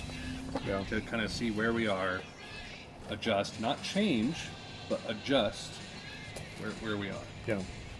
Well, even you look at the amendments to the U.S. Constitution, we also call those the Bill of Rights, and there were founding fathers that were against the idea of enumerating our rights, because it sounds like those rights were given to us by government, because the government had to enumerate them and spell them out. If all men are created equal, I mean, you almost don't need to write it down, because it should be self-evident. All men are created equal. All men have the right to life, liberty, and the pursuit of happiness. Even a slave that's in shackles being beaten, he still has the same rights. Those rights are being violated. He still has the rights that everyone else has. Yeah. But to have to write those down and say, oh, you have the right to bear arms, you have the right to free speech, you have the right to assemble, you have the right to your own religion, all those sorts of things, it's like they should be self-evident, but the founding fathers, they wrestled against that. You just came out for chips. Evidently. Yes, I agree. Yeah. And the funny thing is, our Constitution and our Bill of Rights, it's universal. It doesn't just apply to citizens of the U.S. Yeah. If you actually believe that. If you believe that our rights come from God, or from nature, or nature's God, right? Thomas Jefferson and others talked about that. If you're a kid mining cobalt in the Congo, you should have the same rights, the God-given rights that everyone else on the planet has, and those rights should not be violated. Yep. But they are every day in the Congo. Yep. Mining those resources for lithium batteries in your Tesla and your iPhones and everything else. Yeah, that's what's interesting about it, is that it's a global statement, but it's only enforced here. Yeah. Because that's where we have the power to enforce it. Enforce freedom. But yeah, that's an interesting point. Never thought about it that way. I'm gonna go back to, I feel that this guy's being left out. Come back to that. Small batch. Slightly lighter, still very smooth. Still very smooth. You sure you don't want this single barrel? It's good. I'll take it off your hands. I will. Good. Yeah. That's why I brought it. Yeah. Although Andrew would probably think I was gonna. I was gonna say, like, be careful. I'm surprised she hasn't snuck out here yet. Is she here? She should be. She said she was on her way home. Because I saw her come in, but then haven't seen her. How's stuff going with the school board? It's good. It's just the problem is there's decisions that should have been made a while ago that have been talked about for a while, just not been enacted or talked about enough. As far as decreasing enrollment in D51, and it's a statewide and nationwide issue. There's just not a lot of families moving into Grand Junction, and there's a lot of families moving out of Grand Junction. So the enrollment continues to decline, and there's no indication, per our demographer and just common sense looking around, that's going to change. Like there's no reason to think that all of a sudden there's going to be a bunch of families with thousands of kids moving into Grand Junction. We're kind of one of those bedroom towns. We have a lot of retirees moving in. I mean, Andrea's a realtor, and she's showing a lot of homes right now to people from outside the area, and they're all older and retired. The kids are grown and gone. The house across the street from us just sold. We were hoping that a family would move in there. Nope, retired couple. Huge house, 3,000 square feet. Retired couple. Weird. Yep. And so, in a sense, the writing's on the wall that we've got a lot of buildings that are half full, and it costs a lot of money to keep those buildings open. And it gets complicated. There's the whole FTE, which is full-time equivalent, that each school gets based on how many kids they have. And so, teachers a 1 FTE. I think a principal is like a 1.5 or a 2 FTE. And then a paraprofessional is like a half FTE. Anyway. Sorry if I go for another one of these. Oh, go for it, yeah. I'm going to do the Maduro. So, long story short, some of these schools don't have the personnel that they need in the schools because they don't have enough students to qualify for those positions. Okay. And so you go into what's called school consolidation, or if you're the Daily Sentinel, you just call it school closures because it's sensational. Yes. But I mean, there's districts in Denver. I think I might misspeak, but I think Douglas County, they'd close like 13 schools. Okay. I mean, in the 90s in Iowa.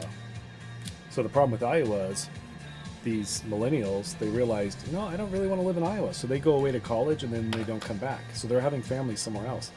So in the mid 90s, there were entire school districts closed in Iowa because they had built way too many schools and then no one was having kids in Iowa anymore. And so they had to shut down entire districts. I mean, think of the teachers and the buildings and everything that was shuttered. And it does hurt people. It hurts people. And I would say our school board does not take that lightly. No. But it's a difficult decision. And good leaders make difficult decisions even if they're unpopular. And unfortunately, it seems like the school board members are all on board until the 11th hour, and then people were chirping in their ear, and then it became a split vote, which is really unfortunate because then it kind of threw three school board members under the bus because they had to make the hard decision alone. And I mean, next year, they still need to probably consolidate a few more schools. And it's hard. I mean, no one likes it. No one likes how that disrupts families. Yeah. But at the same time, districts will redistrict periodically. We did that not too long ago, where, I moved to this neighborhood because I want my kid in this school. Then the district redistricts those schools. Now all of a sudden you can't get your kid into that school unless you do school of choice. So now your kid has to go somewhere else. That disrupts a family. Sure. And it happens periodically.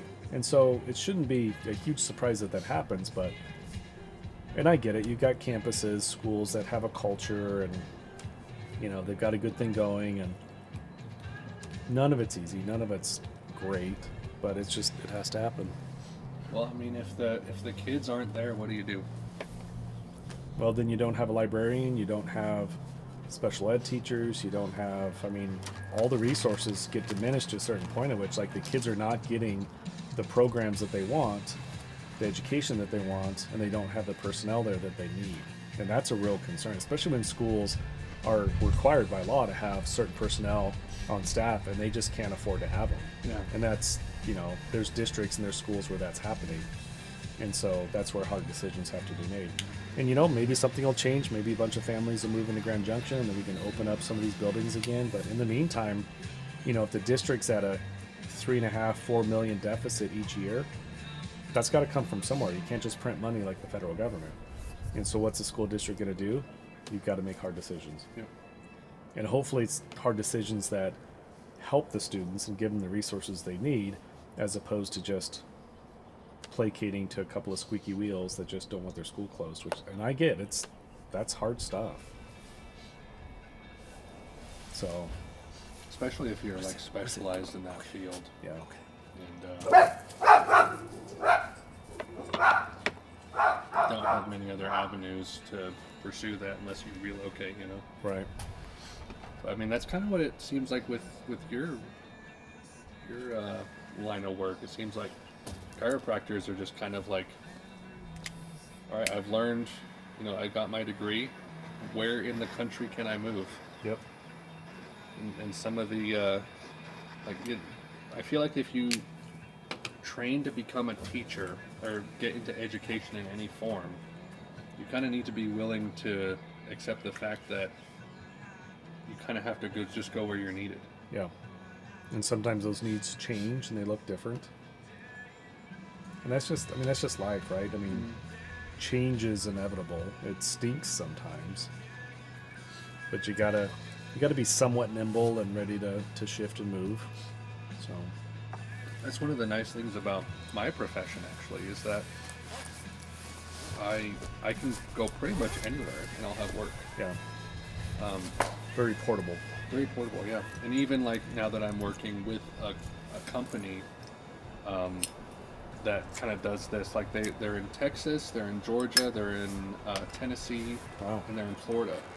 So it's like if I wanted to up and move to Salt Lake, which has been like a possibility in our past and maybe in our future, because we have friends who they're now in Texas, but they want to move back to Salt Lake.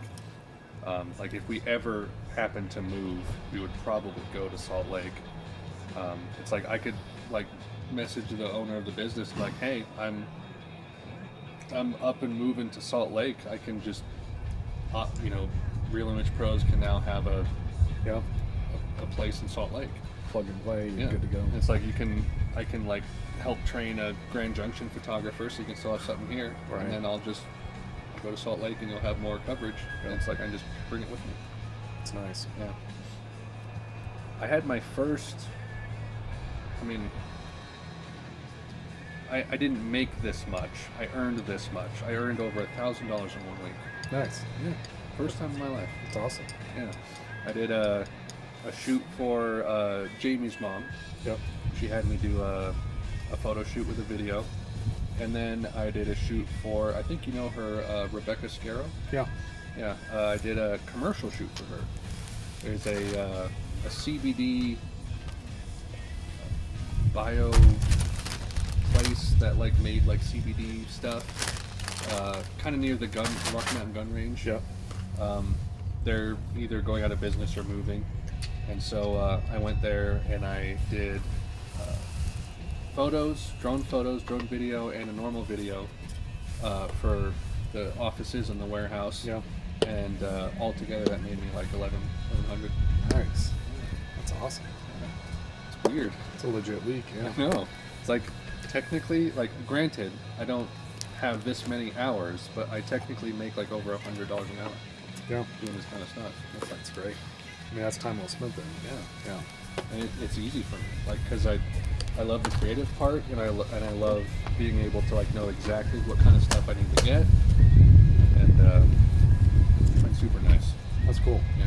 So that's also part of why I was like, I made $1,000. I'm gonna splurge and get something nice for Greg. Sweet. Accepted. Next time I'll get 4 or 5 cigars and bring those. Although you're gonna be getting the crazy sampler pack. I'll have a good sampler pack. Yeah. What you packing? It is called Tobacco. Irish Aromatic. This is what Oh yeah. Sean's dad brought us back from Ewell's? Milwaukee. I really like it.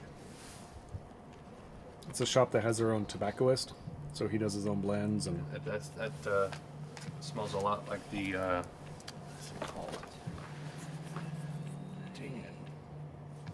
There's an Irish one that I got. I can't remember what it's called. It smells very similar. It's Old Toby. No. I don't remember. I got it specifically because I knew it was a good one, but yeah, like the Irish cream ones are really nice because it's like it's super like creamy, but it's not like super vanilla based. It's more like Smooth.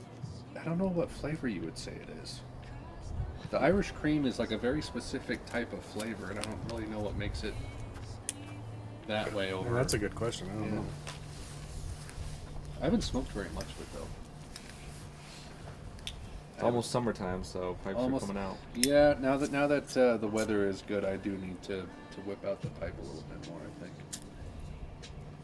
To try to smoke a pipe outside when your fingers are cold and it's just miserable. It's bad. It's bad. And smoking in the house, I mean, I can do it a little bit, but I try not to do a ton of it. Are you still planning on renovating the dining room? It's a cool idea. Pipe dream. Pipe dream. Quite literally. That smells good, right?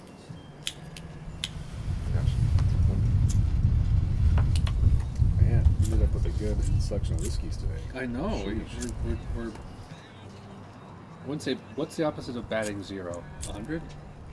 How high does it go? I don't know my baseball. We're batting analogies, 65. I don't know. You know, I noticed while I was editing the last episode, you freaking know how to smoke a pipe, dude. You were sitting there in your like CIA drip, and you just had the pipe in your mouth and like tamper in your hand, and you knew exactly what you were doing. normally, like when I teach someone how to smoke a pipe, they like get either somewhat competent or they're just like nah. But like you figured it out. You dialed right into it. But once you pack it right, it's pretty easy from there. It really You have to, helps. like, take care of it. Yeah, just packing it, like getting good at packing it well and then keeping it tamped. Yeah. You're good to go. Sometimes if it's like, if you're able to pack like more than usual, you might need to like dump out a little bit of ash. Yeah. Because the airflow gets bad. But if you pack it good and keep it tamped, you're good to go. Yeah. High quality piped helps too. Yeah, this is a really nice pipe that helps. Keeps the heat just right. Yep, a good briar pipe will let you know if it's too hot. Slow down.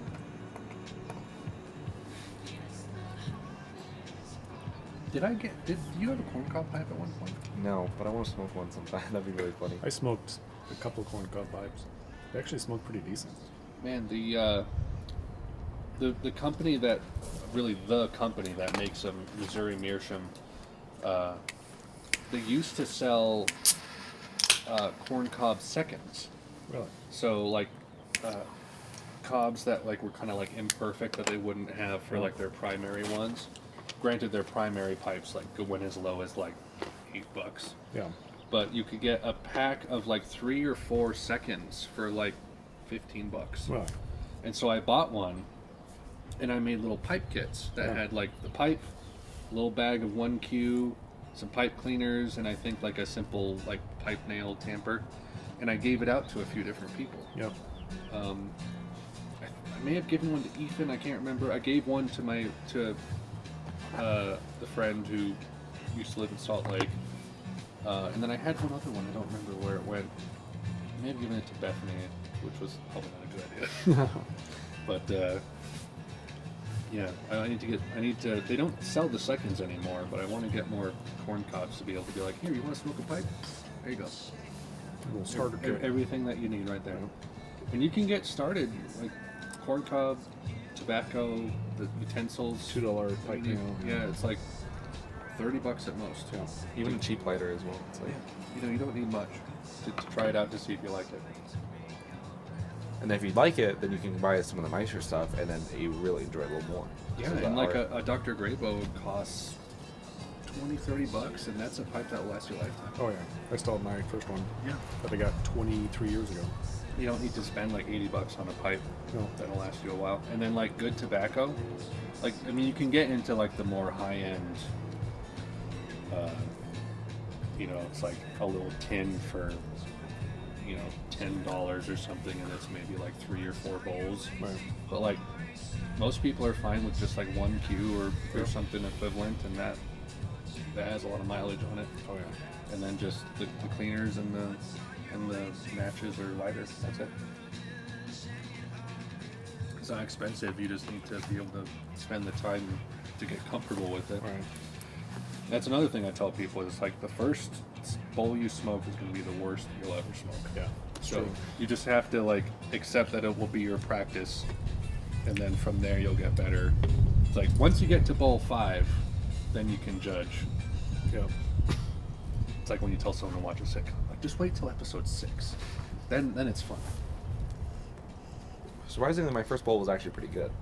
I thought it was pretty good. I mean, you also Good. packed it for me, but like... Did I? Yeah, but it was pretty good. Like, I maintained it pretty well. But your starting place was like levels up for most people. Yeah. I wasn't alone either. I was around a bunch of other people who knew what they were doing. That helps a lot.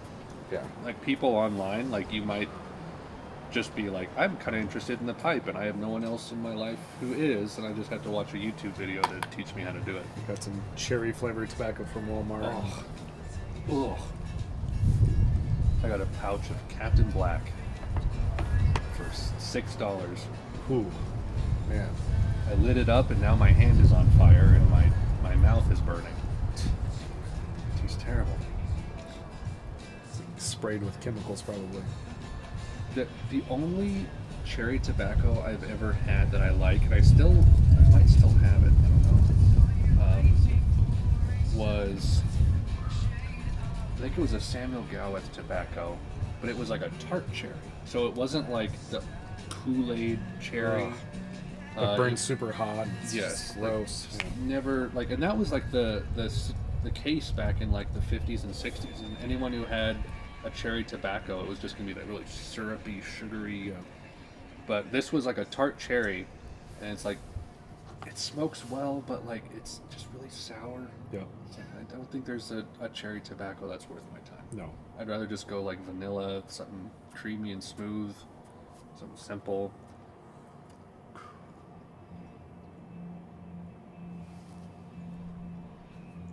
Yeah, I've learned that I occasionally like the weird bowl of like, Old Toby that kind of has like maybe like a cinnamon thing going on, or like the rose water and honey. That's nice. The maple tobacco's Maple. nice. Huh. Yeah, because I have the second breakfast.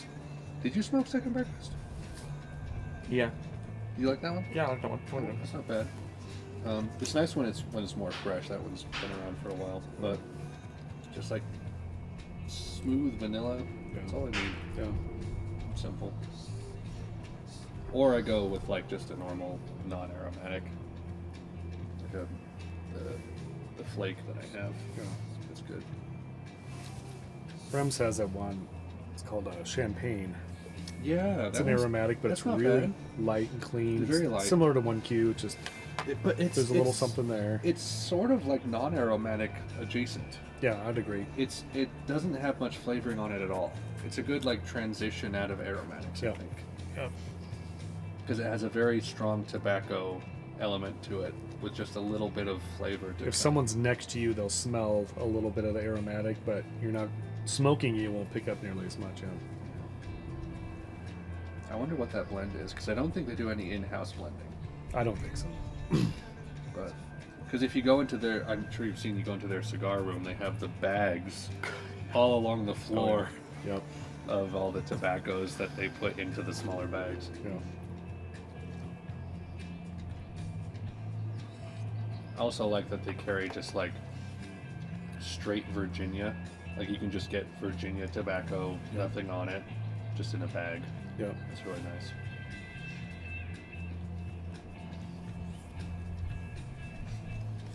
For $10, these are decent little sticks. They really are. Like we said last time, like once you get into the $10 range, you're pretty good to go. Although these are better than Brick House, I would say. Yeah. I don't know if I like them more than Brick House, but they're really smooth, and with a cigar, so long as it's not like an acrid taste and the tobacco comes through really clean, I'm fine. And it seems like these smoke really consistently. I've even had some Olivas that like the draw was really like it was just packed too tight. Yeah. It's like, man, that's a $22 cigar. Should be better. Should be better, yeah. But it seems like these are pretty consistent.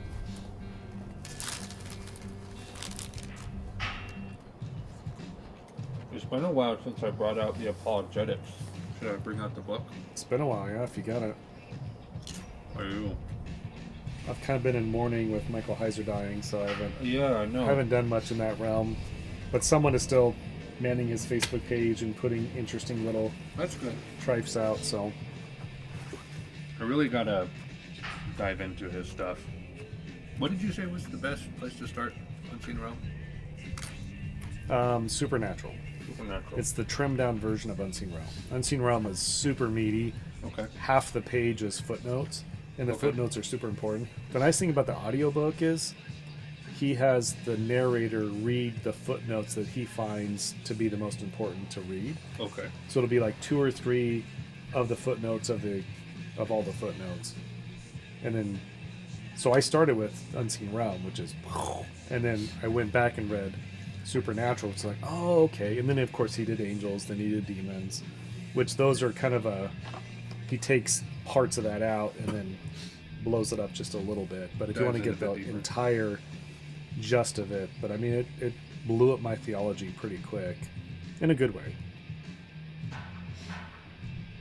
And he did quite a bit of conversation around aliens and abductions, and he thinks that there's compelling evidence, like indisputable evidence, that people are being what they would consider abducted, and experimented on or otherwise, and that has to be reckoned with on some level. Who that is, what that is, he's kind of got his thoughts on it, but I thought that was kind of interesting that he would actually come out and publicly say that as a theologian. Yeah, okay. So I feel like I should start at an interesting point. which, by the way, we saw something really weird in the sky the other night. Yeah? Yeah. Did you see it? Were you home, Riley? I think so. So I'm standing in the living room. It's later than dusk. Like, it's not dark out, but it's like mostly dark. And I look out in the sky towards the south, and it looks like this. I mean, it's going to sound really stupid, but like a disc, right? Okay. And then there's lights, like 3 lights that are rotating around it, and it's just stationed in the sky to the south. I'm sitting there looking at it. I'm thinking about something else. I'm probably listening to a podcast or something. I'm like, wait a minute, that's weird. It's not moving. Like airplanes, they come and they go, because we're right over the airport, right? Yeah. So we've even seen Starlink launch and go over our house, which was the craziest thing we've ever seen. We've got 20 lights strung together like a chain going across your sky. I'm like, what the heck is that? Looked it up, it's Starlink. I'm like, wow. At the same time, our pastor saw the same thing. We were in the hot tub. They were in the hot tub the same night, and they saw the same thing. That's right. And he's about to like text it to me, and then his folks are like, "Oh yeah, it's Starlink." He's like, "Oh, okay." Nothing controversial there. But anyway, so I'm looking out there. I'm like, that thing is just staying there in orbit. It's hovering, and there's like 3 lights that are like circling around this craft. I'm like, and I know what airplanes look like. They've got the red and blue or the red and white lights on the wingtips. Red and green. There you go. I had to learn that for my pilot's license. Right. Which I have in my. It's very obvious. Even when they were far off, you can see them.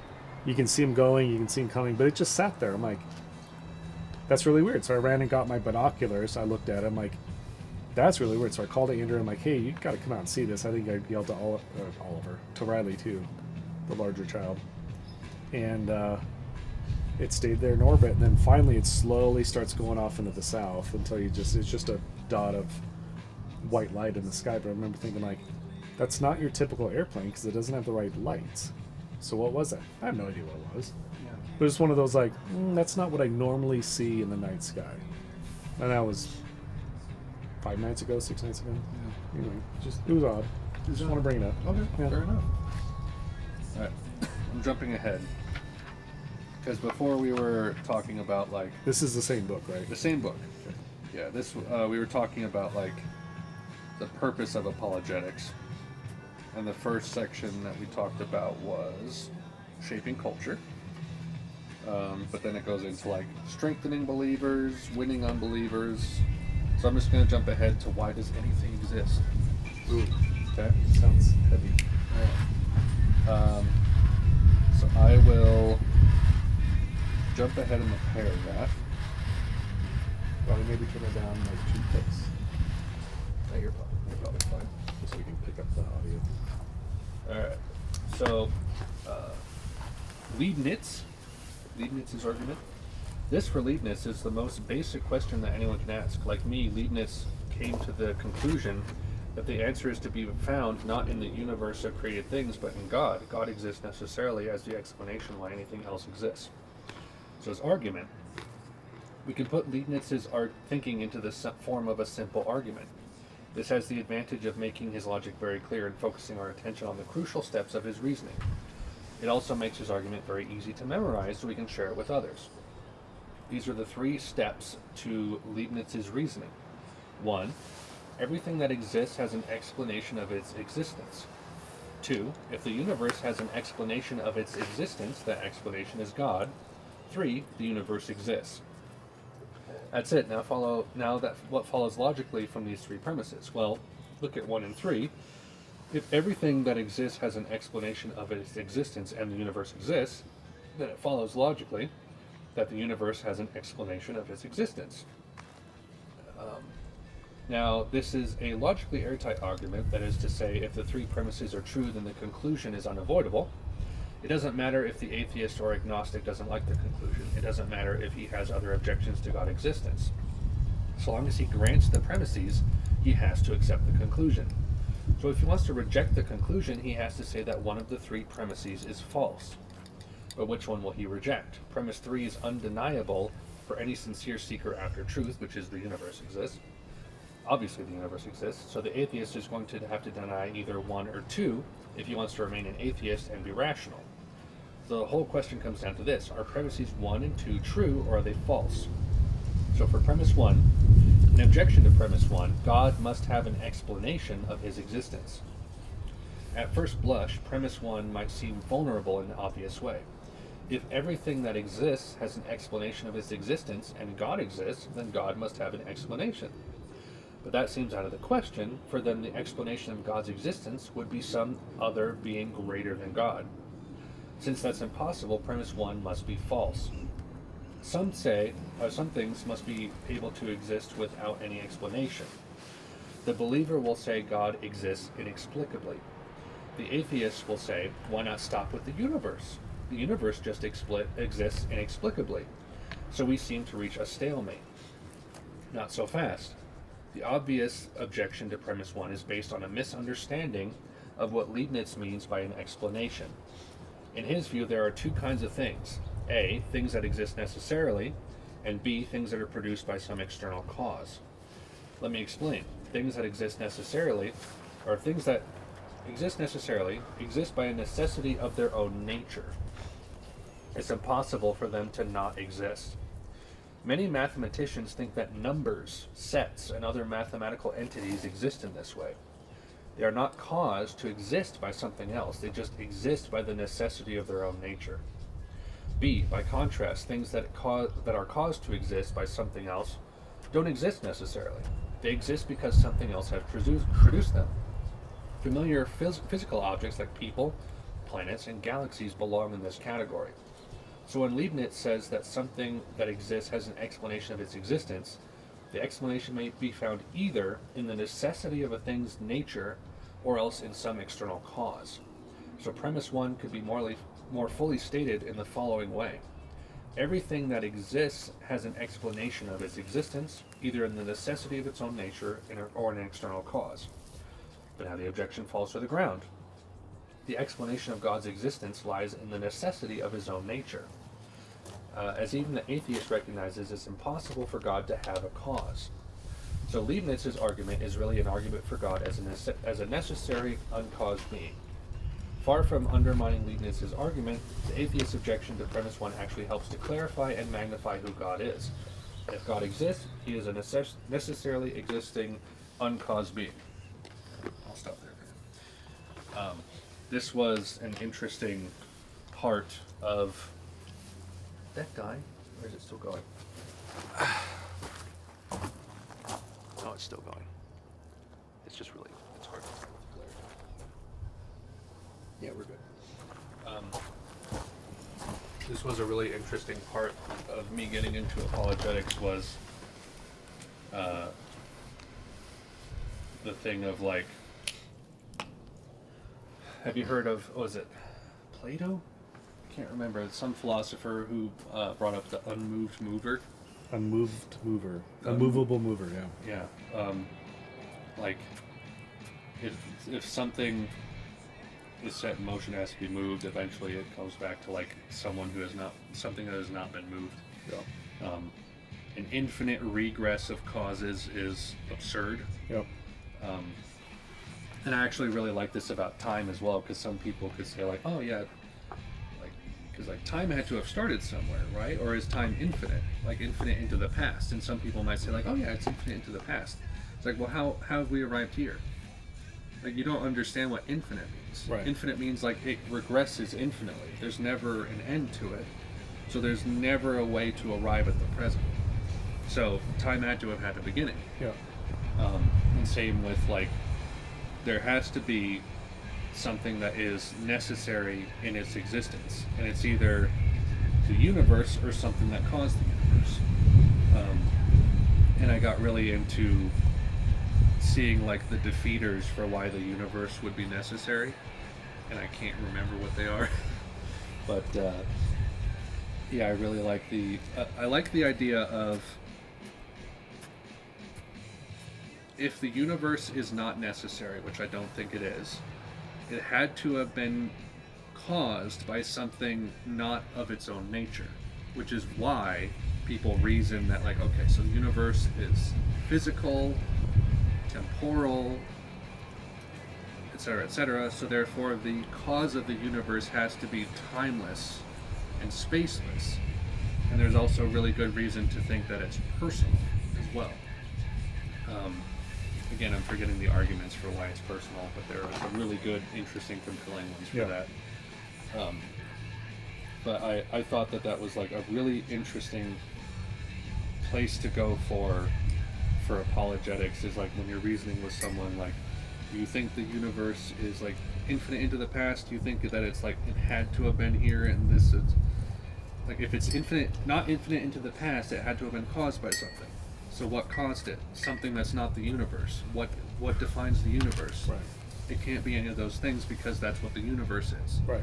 It can't be the universe causing the universe. Yes. So therefore, the universe was caused by something timeless and spaceless.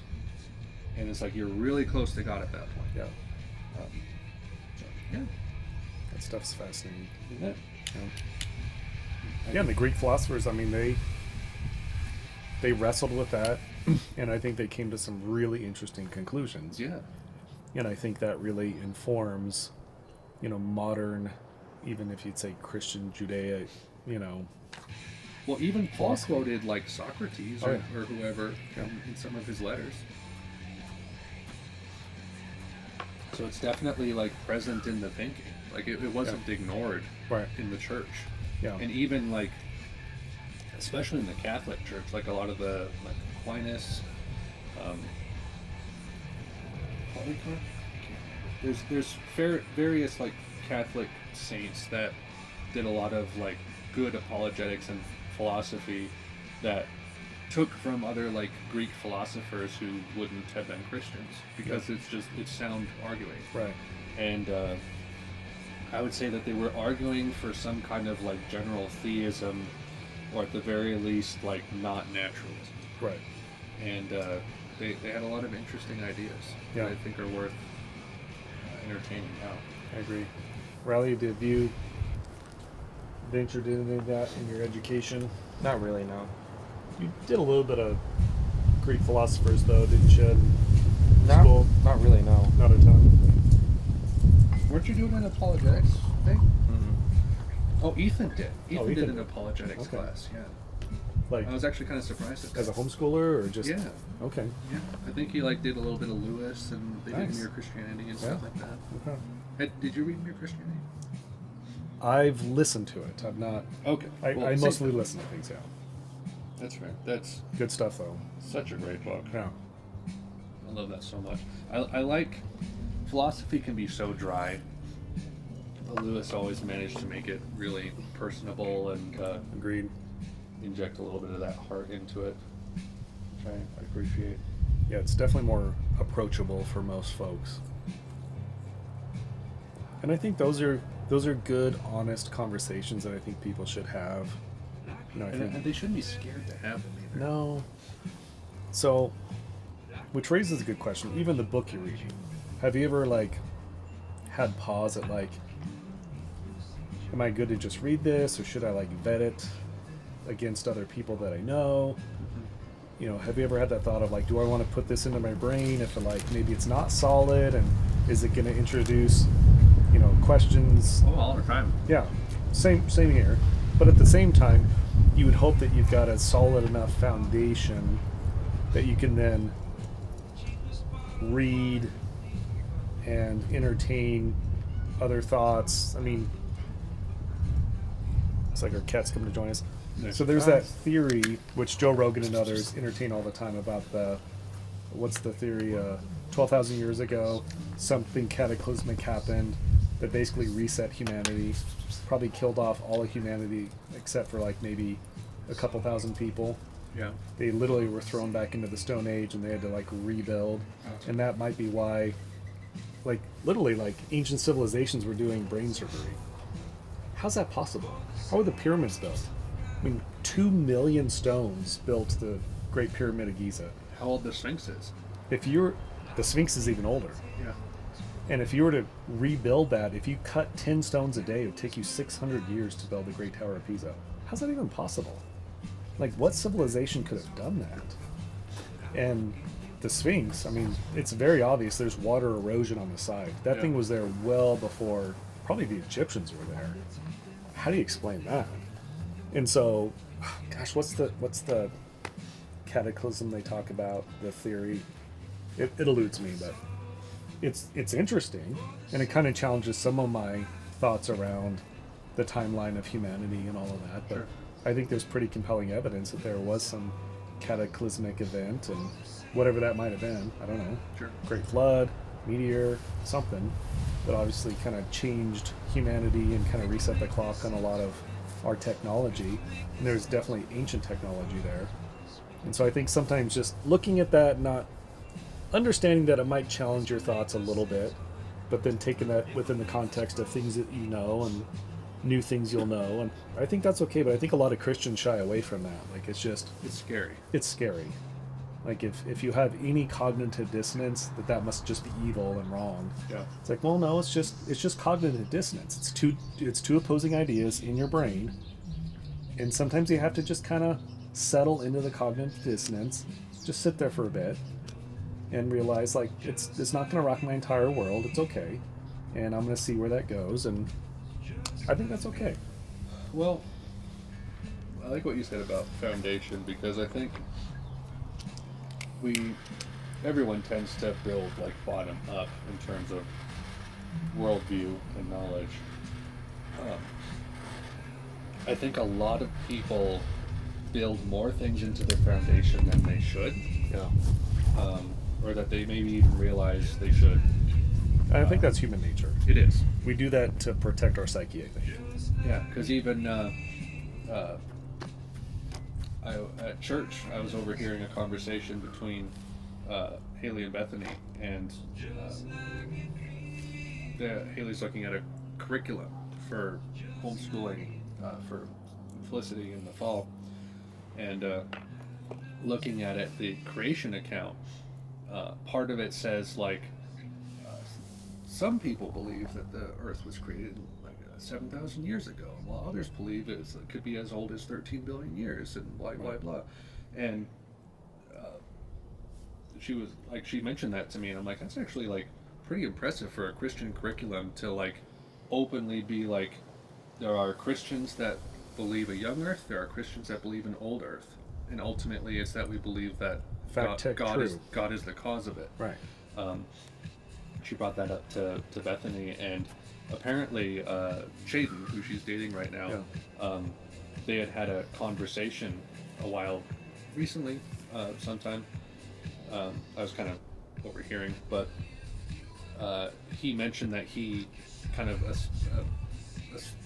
prescribes to the old earth view, which I find a little bit more attractive than the young earth myself.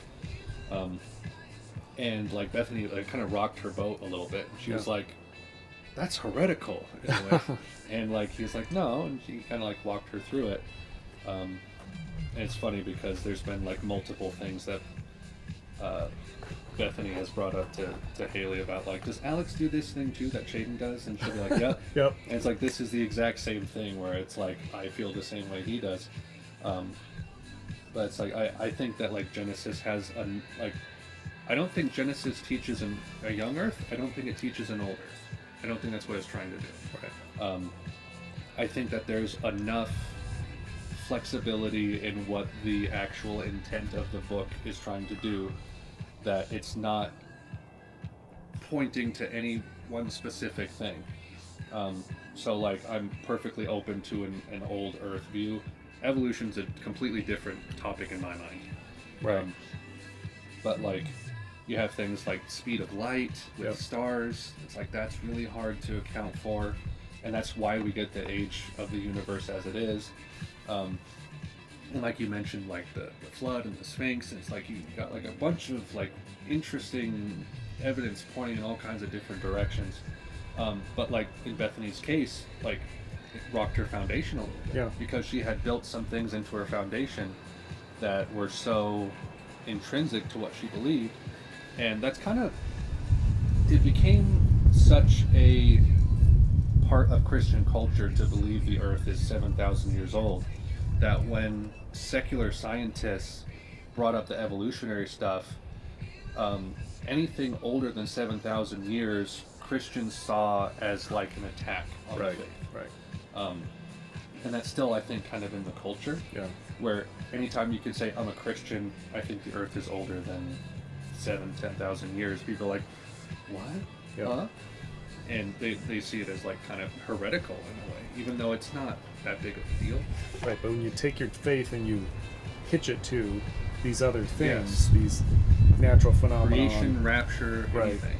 and if any of that's rocked, then your entire faith could be rocked. Which is not good. No, but it's common. It is common. So Yeah, I think more people need to like figure out the things that are actually concrete in their foundations, which will whittle away a lot of things. right, And then from there, you'll be able to more easily and comfortably entertain wild ideas. Some of it you can discount right away because you're like, that's not really compatible with the way I see the world. yep, Don't care. I don't think the world is flat. I don't think space isn't real, etc., etc. Younger Dryas impact theory. That's what I was trying to think of. Here. Impact. Younger Dryas. Yes. Sorry. Go ahead. And so once I started to do that and kind of I whittled away a lot of the stuff that I realized wasn't as foundational, I was able to entertain, and it's not like I've actually built more onto my foundation. It's just I have stuff on it that I realize isn't my foundation. Yeah. And it's like, oh, that's interesting, that's interesting. I like that, I like this, I don't like that. And just having fun with it. Yeah. I like it. And I've gone back and forth. I was definitely a young Earth creationist for, As was years. I. Because that's what you're taught. That's kind of what you think. And then you hear, I mean, I was a science major, and so I went through all the classes. And, some of it, it's just evolution, and all right, that stuff's fine. It's all theoretical. Which there is, I think, a narrative that does go a little too far in trying to explain things to trump a theistic worldview, Right. which I don't accept wholeheartedly. Right. To this point of like spontaneous generation. Yes. A chicken is born out of a lizard's egg. It's like, all right, that's a jump for me, but I see how you have to go there. Right. And there's scientists that believe that too. But then there's that, but then there's archaeology. And then there's geology, right? Right. And that's not species changing into species, changing and evolving. That is just geology, right? And so, I mean, we know for a fact that Western Colorado was once a tropical environment. I mean, I've got specimens in my garage from someone that works in a coal mine in Paonia that was pulling out shale rock that has palm fronds embedded into it. So there were palms growing in Paonia. It was a tropical paradise at one point, Crazy. right? And then we also know there was an ice age, right? And and there were dinosaurs around here. And so dinosaurs aren't going to be hanging out when it's like winter time and it's 10 degrees out. And Yeah. so we know the environment has changed. So we know that to be true. And again, I think a lot of Christians / creationists maybe struggle with that. Like they're not sure exactly what to do with that. Other than just the environment's changed and, things have changed as well. But, when you look at that, it's like, oh, that's interesting. So geologically, there's a really interesting pattern of change that we can identify. And as far as evolution goes, again, a lot of theory there. When you look at, I remember in undergrad there's an orchid this is 25 years ago. There's an orchid, as far as my education, that the only way it can reproduce is one wasp on the planet lands on this orchid. I think it's an orchid. And when it lands on the stamen or whatever it is, or lands on one of the petals, a thing pops onto its back and puts a piece of pollen on it. And then that wasp goes to another, like a female orchid, and the same thing happens, and then it basically pollinates that orchid. One wasp, one orchid.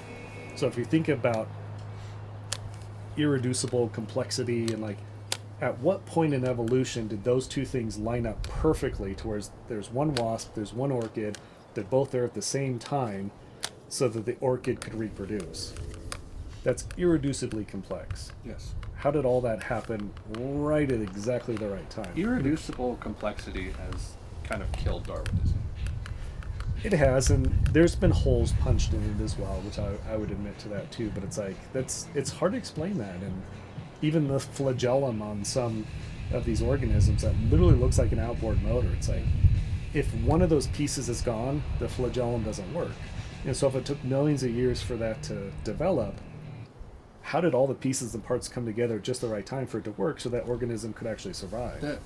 There's too much advancement in a short amount of time in a lot of these gaps. Right. Because it's like, if you're gonna, like, okay, I accept microevolution / adaptation, you know, things adapt to their environment. Yeah. But like that happens extremely slowly. Right. And some of these advancements couldn't happen slowly and the organism survives. Right. You just can't. It just can't. You can't advance that quickly. Yeah. But also, like, the same thing with, like, adapting for survivability. Like, what's driving that? Right.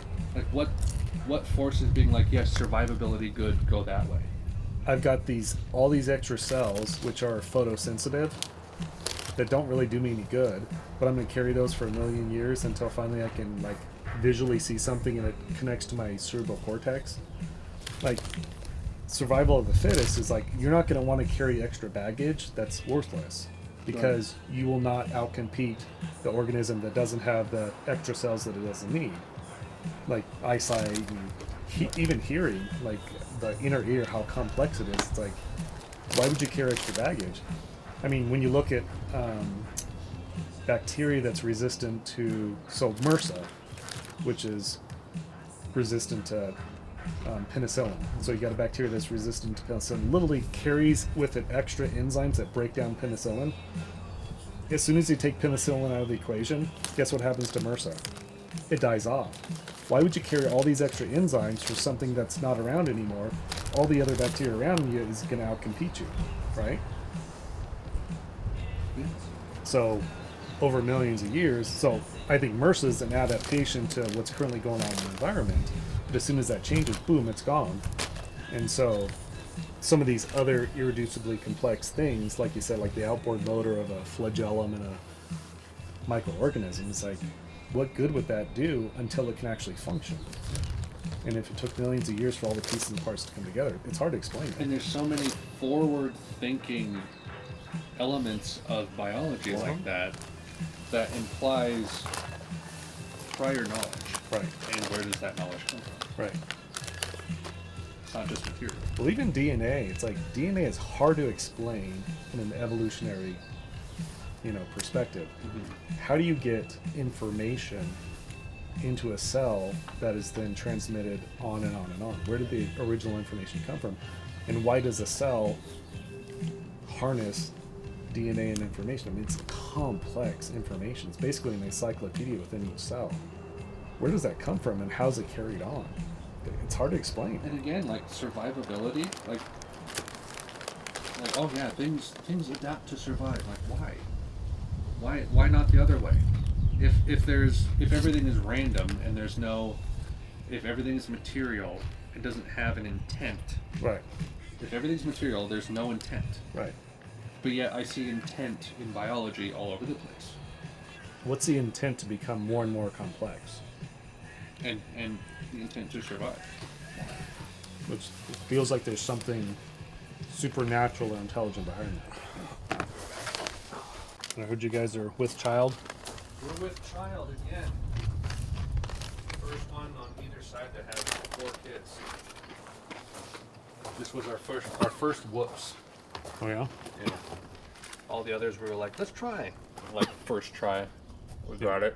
Yeah. This one, like she told me, and I was like, how? How did that happen? It's hard but exciting. Yeah. Because she's had some nausea, which has been kind of crippling. Yeah. Which makes it hard because she's doing the real estate stuff, but also she's been working at the pregnancy center too. Oh, really? With Jamie, yeah. Okay, that's cool. She's been doing kind of data entry stuff. She deposits all the donation checks. Nice. So she's seen all the checks from mom and dad every month. Deposits them into the bank. Does about like probably 5 hours a week, but still kind of breaks up the week in kind of a weird, awkward way. Yeah. But it's been good. That's cool. Nausea's going away, so she's.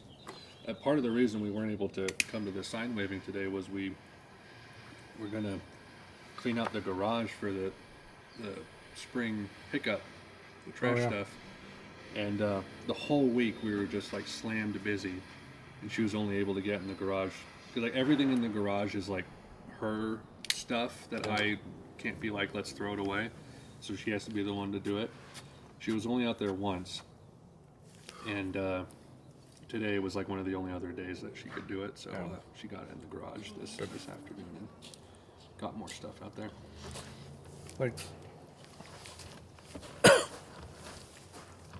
Like later in life is when you could probably afford like a nanny or a helper. Yeah. But early in life is when you actually need it. Yes. Right? Exactly. I mean, imagine if you had like college age girl that was able to come over, do the dishes, help get dinner started, Man, change a diaper. just all the little like menial tasks that Yep. get in our way. Yep. Vacuum the rug. Yeah. Yeah, we were fortunate. At one point, just Andrew's real estate was kicking butt. We lived on Lucas Court up in the Redlands. Then we hired Alyssa, right? Yes. Alyssa Fisher. Mm-hmm. And she was a freaking rock star. Mark Fisher's daughter, Pastor Mark I Fisher's took daughter. pictures of their house. Yeah. She's now Alyssa Kester now. Yes. And so I'd come home from work, the house would be picked up, and she'd be like starting dinner. I'm like, wow. And she was just comfortable doing that. Not all nannies are comfortable doing that. And then Andrew would get home from work soon after. And it just took the edge off, and it was super nice. And we were fortunate to have her. We had a couple of. Actually, our first nanny was her cousin. I forget about Leah. Remember Leah Riley? Yeah. Yeah. So that was Mark Fisher's niece, Okay. and she lived here for a period of time, and then she moved away. And then Alyssa took over after that. Alyssa did great. We had one or two nannies after that. But man, that was so helpful. Just to have that little extra help to do a few things. And The somewhat impersonal stuff yeah. that the parents don't always need to do. Right. Yeah. Like obviously you need to be in charge of the upbringing and rearing of your children. But again, someone else can be there to like color pictures with them and, Yeah, as like a friend. Yeah. Yeah. I mean, there were times she would sit down with Riley and they would color pictures. I mean, we still have some epic artwork, which Alyssa was an artist. She was just a natural artist. So she would do epic pictures of Riley and Nora, and they'd take him to the park and do different things.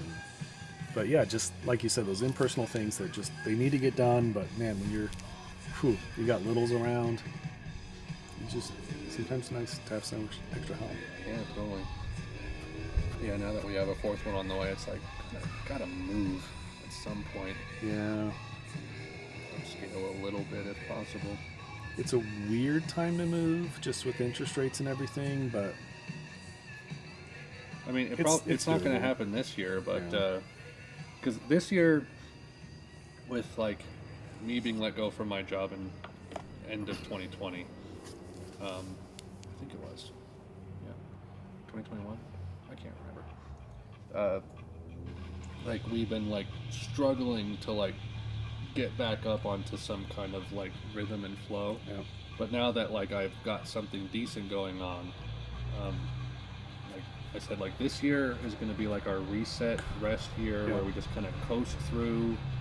We don't spend all of our tax return in one go. We Yeah. just try to like save money for a change Yeah. instead of like throwing it all at bills.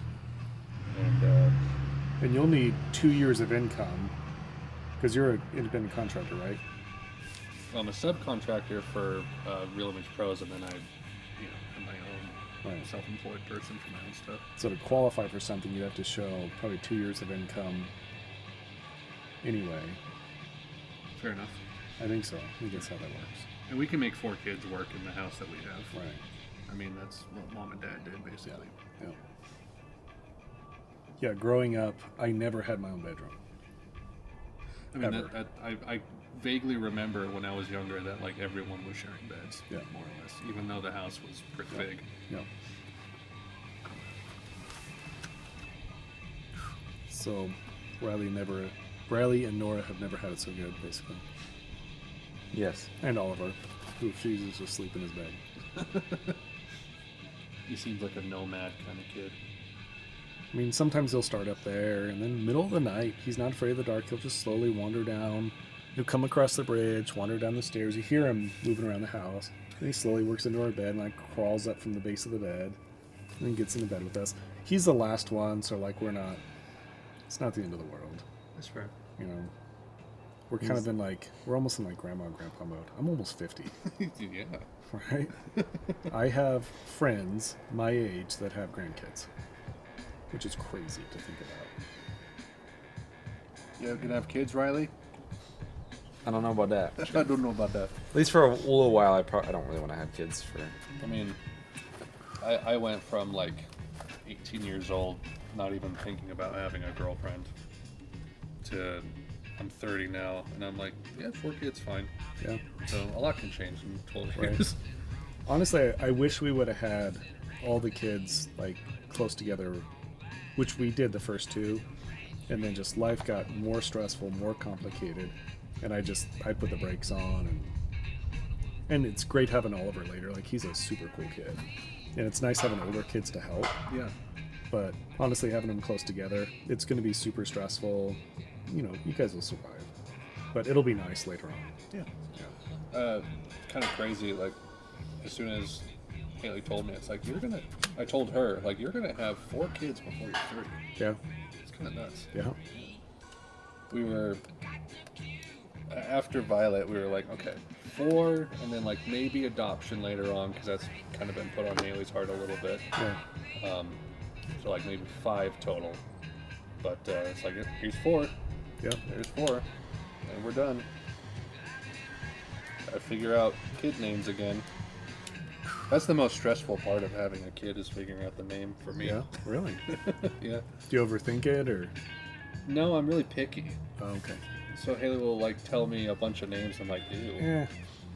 Like, it has to have meaning, or you just think it needs to sound like a great name? Girl or... names are easier for me, because I feel like girl names you can get away with like really graceful sounding names. With boy names, Names are hard. You can go either super like hardcore aggressive, like Duke, you know, or like really like wimpy kind of stuff, and it's like I want like Sebastian. exactly, Simon. Duke and Sebastian. That's like, I want, like, that's be like a good, like with Owen, we felt like that was a good like masculine name, but had like a slight bit of femininity. It's a little femininity soft, to but it, yeah. it's still very Slightly masculine. soft. Yeah. It rolls softly. Yes. Owen. Yes. Like It's Owen's a not good harsh. name. And we took a long time to get to that one. And, And there's that still- was in our top 5 for Oliver. really. Oh, yeah. Oh, nice. Yeah. Yeah, for a lot of the ones that she likes Ezra. Only second to Nehemiah. Yeah, all those good Old You Testament. could either go boys. Ezra or better than Ezra. Those are the 2 names. That we go. But I had worked with an Ezra at Safeway, so I have like, and I didn't really like him a whole That's me too. lot. So I kind of have like Andrea had names. this baggage with it, and it's like, it's a fine name, but like I personally just can't say yes right now. Andrea I've- likes Julia. First thing I think of is Julia Gulia from one of the movies. She's like, dang it. Which, like, I loved Violet because when I first heard that name was from the Lemony Snicket books. The oldest daughter is named Violet. All right. And I really liked that name, but like she had the connotation that everyone has, which is Willy Wonka. Oh, I didn't even think about We're that. turning violet. Violet. that's old school, yeah. It is old school. But, you know, still. she came around to it, Okay. and we have violet now. But with a boy like Ezra, and then she also likes. She kind of likes Elijah, which I've warmed up to, but she prefers Elias.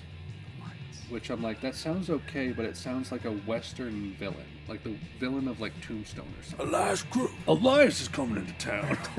Oh, those are last It just sounds kind of like sinister Yeah. to me. Interesting. But like some of the ones she brought up today was like Henrik. I'm like, shut up. This I is can't- Von I Heinrich. can't do this. Well, she had asked about Henry, and I'm kind of torn on Henry because like that it was do- in our top 5 as well. It sounds masculine, but there's something kind of like weird about it to me. But then you can call him Baby Hank. Hank. That's short for Henry. Oh, now you've won me over. Baby Hank. It's super cute. Asax Raider. Asax Schrader. Henry's a very solid name. It is a solid name, and I'm not like opposed to it. I just have like I don't know. Maybe it's because I grew up with the Henrys from Monument View, Ron Henry and all them. Fair. Which, I mean, I was good friends with them, but Yeah. I just have a weird connotation with that. I'm really picky with boy names, and I don't know why. So for Oliver, we had Oliver, Uh-huh. and we had Henry, we had Owen, we had, for Riley, we had Miles, because I'm a big fan What? of Miles Davis. What? That's not bad, actually. Kind of like that. So, sign waving today, there was a gal out there. She was a big supporter. She has grandkids. One is Oliver, the other one is Miles. I'm like, you Wow. have super cool grandkids. Wow.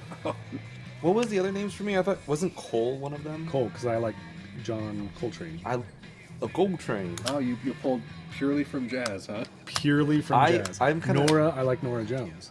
You could have who's very named him jazzy. Pharaoh after Pharaoh Sanders. Yes. I wish my Or middle just name was Farrell. Cole. Cole's such a cool name. He's Farrell. our feral child. Farrell. He lives Oh, in the like Farrell? backyard. No, he comes in every Farrell, once in like a Not while. not Pharrell Williams, like Pharaoh, like an animal. He Yeah, mates, like Farrell. He mates with cats. I don't know. That'd be a sick middle name, Riley Farrell Heights. But not like Pharrell, but like Farrell. Feral. Yeah. Yeah, like like a feral animal. Oh, Yeah. okay. Like I'm untamed. He's very hairy. I don't know. He might be a Sasquatch. I don't know. Imagine being like you have your middle name Farrell and you're like an albino or something. Right? What's your middle name? Aiden. I After don't really like my A- middle name. After though. A.W. Tozer. His first name's Aiden. Really? Right, which we've got family members that have hated on Tozer lately, but that's cool.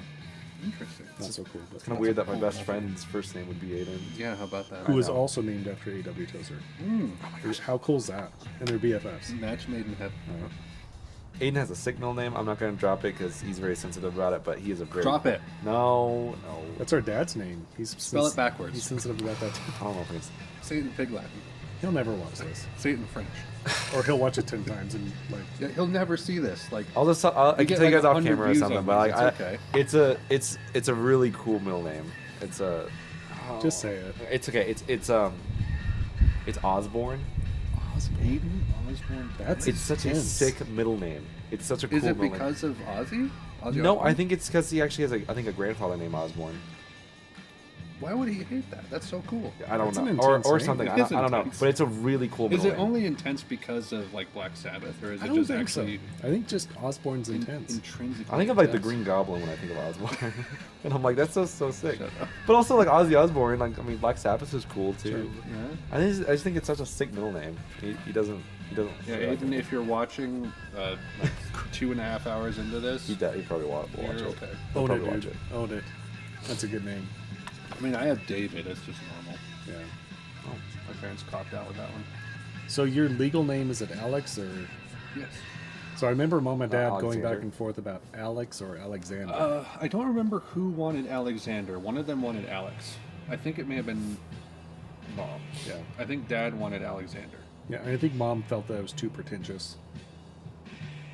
I don't know. Not pretentious, but just like too much. Yeah, I think she was just kind of like more pragmatic about it. And it's like he's going to be called Alex all the time, and every Alex I know that is named Alexander is never called Alexander. Right. It's like my dad's name on his birth certificate is Freddie. Really? No one's ever called him Freddie. No. Start calling him Freddie. Freddie Irwin Haitz. Well, I'm Gregory. You are Gregory. Does anyone ever call me Gregory? No. It's like, that's the thing is, because like we were entertaining the idea of Gregory as a middle name for Owen. It's a good name. We might still entertain that for if this next one's a boy. Like I wanted like Owen Gregory. That would be super cool. But it got vetoed for Owen Edward because I think Edward is Owen McGregor. Owen McGregor. I think that's Edward is Haley's dad's middle name. Oh, okay. But we got Felicity Rose. Rose is a name on her side. Edward's a name on her side. But then Violet Jean. Jean is actually a name on both sides, I think. Definitely on our side. Super common. And it's funny, when I told Mom that, she was like, eh. Really? Yeah. And half my sisters have the middle name Jean. She didn't really care about like the fact that her middle name was Jean, based on I guess she didn't like her relatives that had that name. Okay. And I'm like, well, thanks, Mom. We Cool. tried to like pay homage to you in our lineage. So Charles is a very Haitz name. Is it? So Uncle Charlie, but then So Henrik Chuck Haitz should be my next kid. yes, Henrik Chuck. Southern Jimmy. Sorry. and great grandpa Chuck. was Charles Haitz. Okay. But then way up, so I've built out our family heritage on 23andMe because it's a good place to do it. I think there's a, oh gosh, I'll have to show you sometime. I'll do a screen capture because you can't share it, which is stupid. But I'll do a screen capture of like all the Haitz names. There's some interesting Haitz names if you go up like several generations. Mm-hmm. Which, if it means nothing to you, then it means nothing to you. It's kind of cool though. So I like having the middle name Charles because, you know, sounds like my great grandfather was a really cool guy. He was a logger. He built log homes. Mm-hmm. He came out here from Iowa for the gold rush, so he ended up in Cripple Creek for the gold rush. He employed Jack Dempsey, who was a Golden Glove boxer. Ooh. If you look up Jack Dempsey, he worked The name sounds a little bit he worked for familiar. great grandpa, which is super cool. Yeah.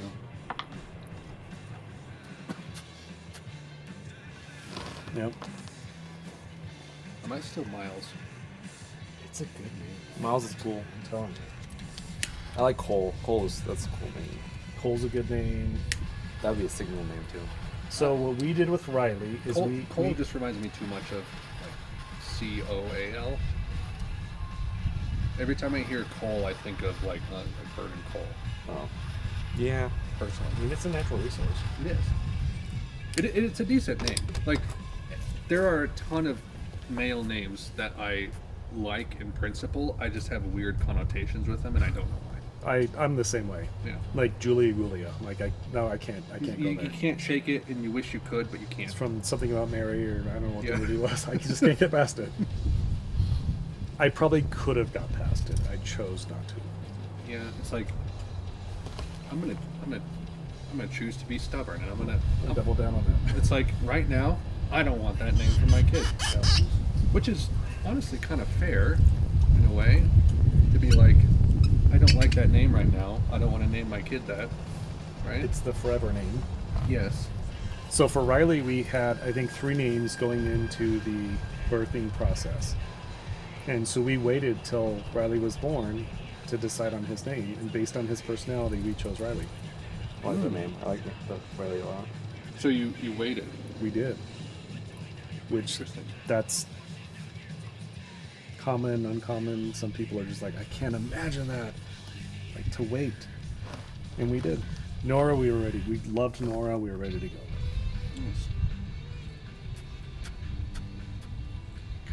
I would name you Hank Schrader. He's actually I name you Walter White. Walter. Walter with an O. Walter. Walter. Guy names are hard. I agree. Girl names are easy. Walter. Yeah. And I feel like women feel the opposite. Interesting. Women, I don't know if this was the case with Andrea, but like it seems like Haley has an easier time coming up with boy names than girl names. Maybe it's just like we're more picky about our own sex. Yeah, that makes Maybe. sense. That makes sense. 'Cause Yeah. Are girls more picky about girl names? That seems to be my situation. Andrea had tons of girl names. Oh, she did? Huh. Oh, yeah. Okay. What kind of names? Ayla, I think was one. Oh, wow. Okay. Julia, like I said. Mm-hmm. Nora, her and I both so long. I think there's probably half a dozen more that I forgot about. We have a small list of girl names that we've always felt pretty good about. Yeah. Charlotte is one. Charlotte's I really good. like Elizabeth. You could do like a unisex name that's like for both guys and girls. Pat. Like, oh, not Pat. What's that? It's Pat. It's Pat. like, you know, like my name's unisex. I like the name Jesse for some reason. I don't think Jesse's a cool name, especially for guys. So Haley brought up Henrik today. He also brought up August. Okay. August. That's a very for German a name. boy's name. That's a cool name. very German. August. And I was like, you know, maybe if this was the 1950s or 60s, I would say yes. Call him Gus. But nowadays, that just seems a little pretentious. August. And then we were also trying to, because she Yeah, likes I can see Jack, that. which I'm kind That's of not a partial bad to. name. But then I was like, isn't Jack like a nickname for some other name? For And Jackson? we were trying to figure out, like, because Jack is like a nickname for like James, right? Like Jack No, is a nickname for a lot of J names.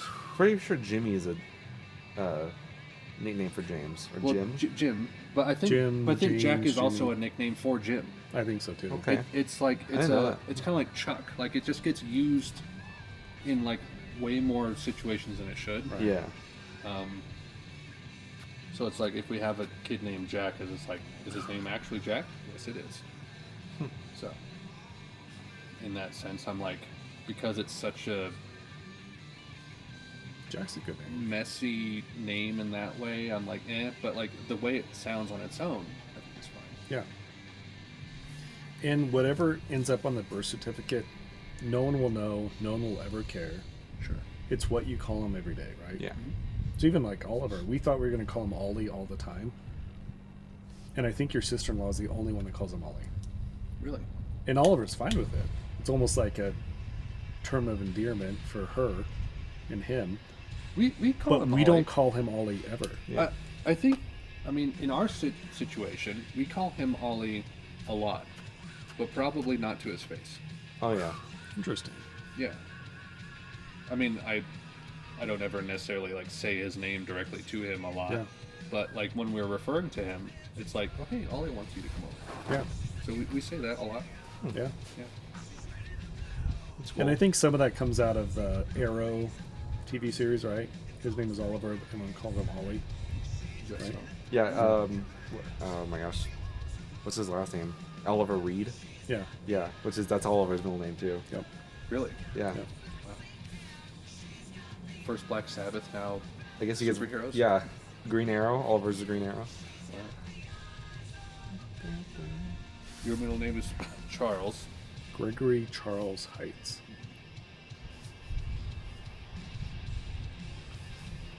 See, we also have to like. I don't even know what we would do for a female middle name, but it's like I still want to entertain like Gregory, because I like that as a middle name.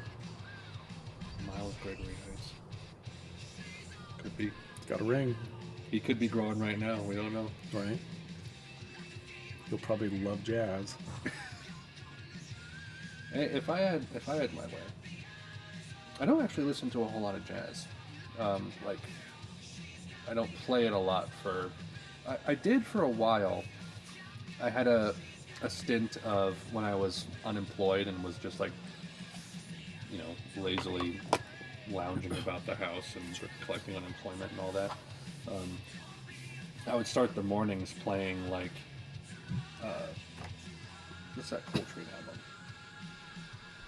I Love Supreme. Yep. I play that. I play a few Miles Davis pieces.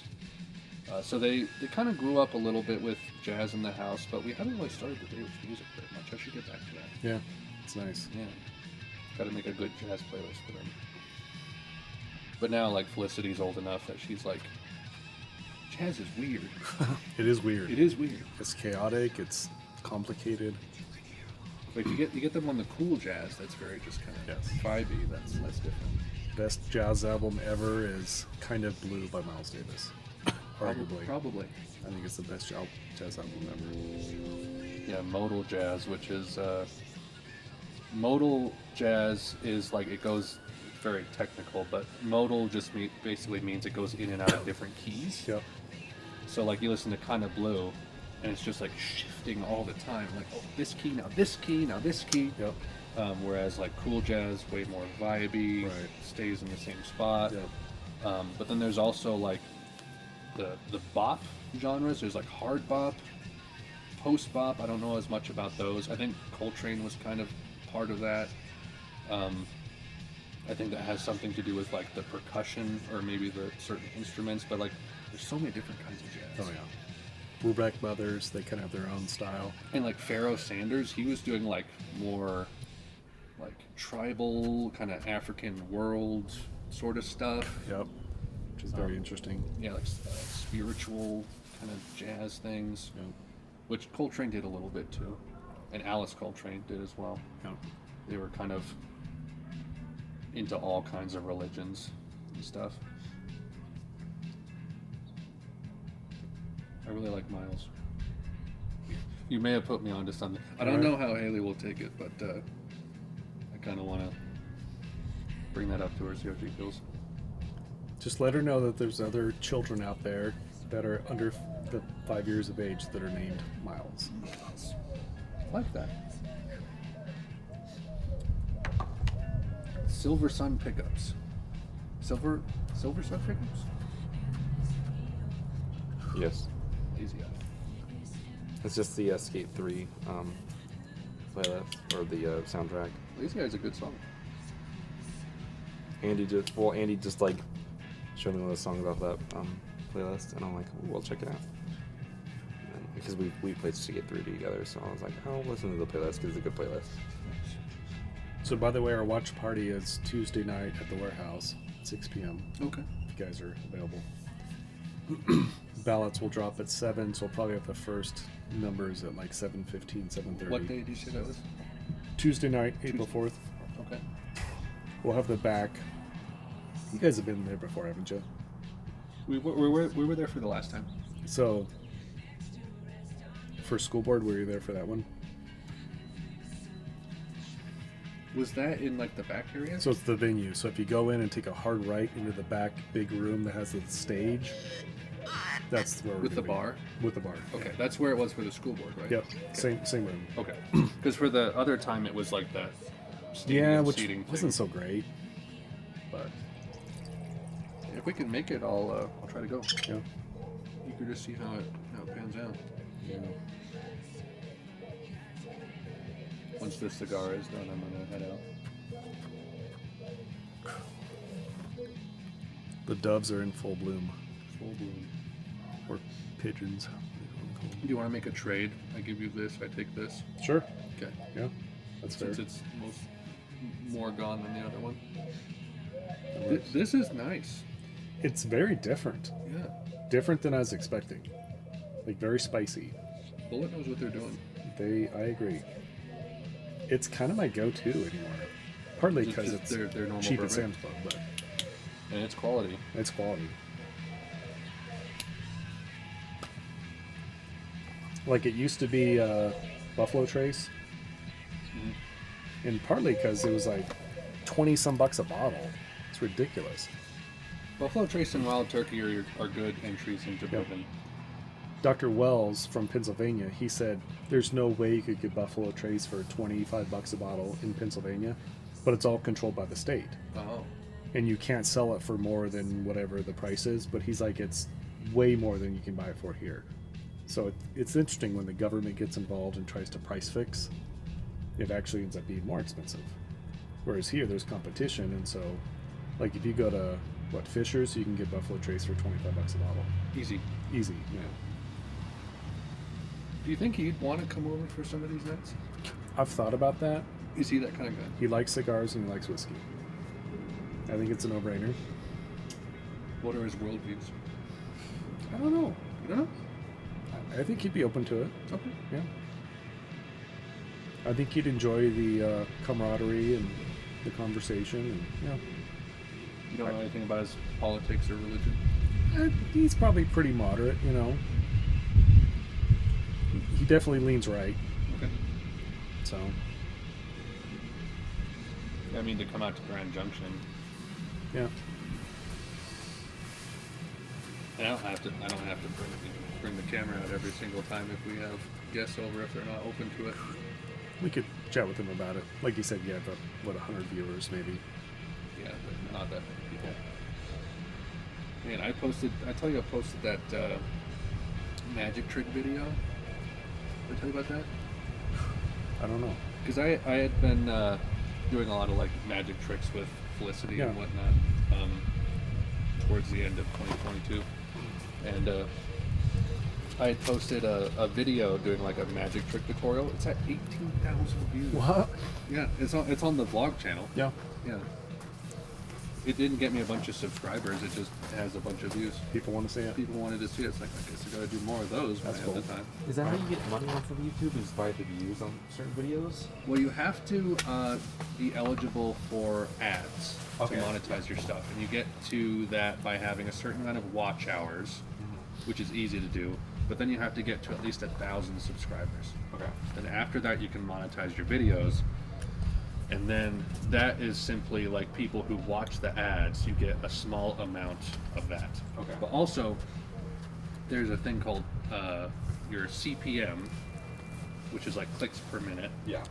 And different types of videos have different CPMs. So some of my music related content has a low CPM. It depends on the artist. Some have high. So I know that like political content has a high CPM. Educational stuff like medicine, maybe tech. I think tech does pretty well, has high CPMs. Things that advertisers are willing to put their ads on. Oh, okay. You're going to get a higher CPM, which means you make more money off of that video. So, like for a fashion thing that's pretty like neutral, Yeah. you'll probably do Advertiser friendly. You'll probably do pretty well. Yeah. Yeah. Okay. So once you get to that point, I want to say that. at a certain point, once you get where you need to be, does YouTube go ahead and just force ads into your stuff, or can you choose how that works? I have heard that people who have not monetized their stuff have ads show up on their videos. So I think YouTube kind of does it regardless. Gotcha. Because I follow David Pilates, and watching his videos, like some of the ads that show up, I'm like, this does not really align with where he's at. Right, which is probably not. And I don't think he has any control over that. But he'll put, he's got 60,000 followers, and any given video will be 4,000 to 5,000 views within a couple of days. Yeah. And so I don't know if that's just, I don't know if he's making any money on that, or if that's just YouTube, pushing ads in there. But it'll be every 5 to 10 minutes there's an ad that I have to skip. Wow. How long are the videos? 45 minutes to an hour. It's a lot of ads. That's extreme. Because I know that people recommend, and I do this personally, they're called, so there's pre-roll ads that play before a video starts. Right. There's post-roll that plays when a video ends. And then there's mid-roll, which is what you're talking about. Yeah, his are all mid-roll.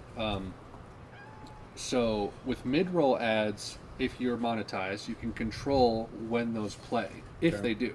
Okay. Because YouTube kind of is smart and recognizes, let's say you watched a 3-minute video, it played an ad, you watched it, you go to a video, you jump to a point, and you go over a point where the mid-roll would have been. YouTube knows you just saw an ad a little bit ago, we're not going to play an ad over that point. That's fair. That makes sense? Yeah. But I put all of my mid-roll ads 10 minutes apart, because that's what people recommend. Otherwise, it's annoying as hell. Just too much. Yeah. So, for my album reactions, which usually are around 30 minutes to 40 minutes, I'll put one in the middle, maybe two. So it's one 10 minutes in, one 20 minutes in. So there's one at the beginning, 10, 20, and then one at the end. Yeah. And that's what I do. Okay. But some people, they just YouTube. If you enable mid-roll ads and don't go in and manually change it, YouTube will try to automatically determine where the best, like where people are watching the most. Okay. Which, have you ever like gone on YouTube and seen like on the bar, like the graphs where people replay things the most? Yeah. YouTube recognizes that, and they'll okay. put ads in the most replayed parts. So I go in and I manually adjust every long video to be, and if I put like a video upload of like a stream I did with Ethan, like a video game, I'll just do one every like 15 minutes, which those don't get like any views at all. But I always make sure to manually go in and make sure people aren't bombarded with random ads all the time, which YouTube loves to do. Yeah.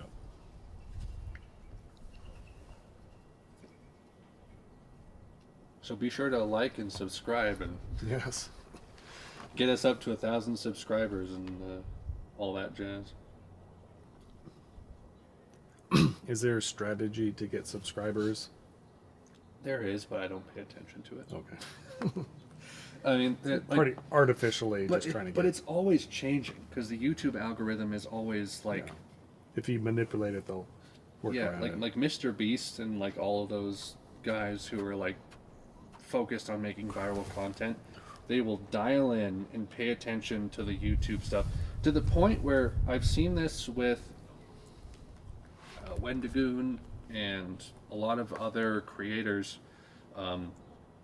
There's a music guy I follow who does this too. People will create 2 to 3 thumbnails and titles for their videos. They'll start with one combination.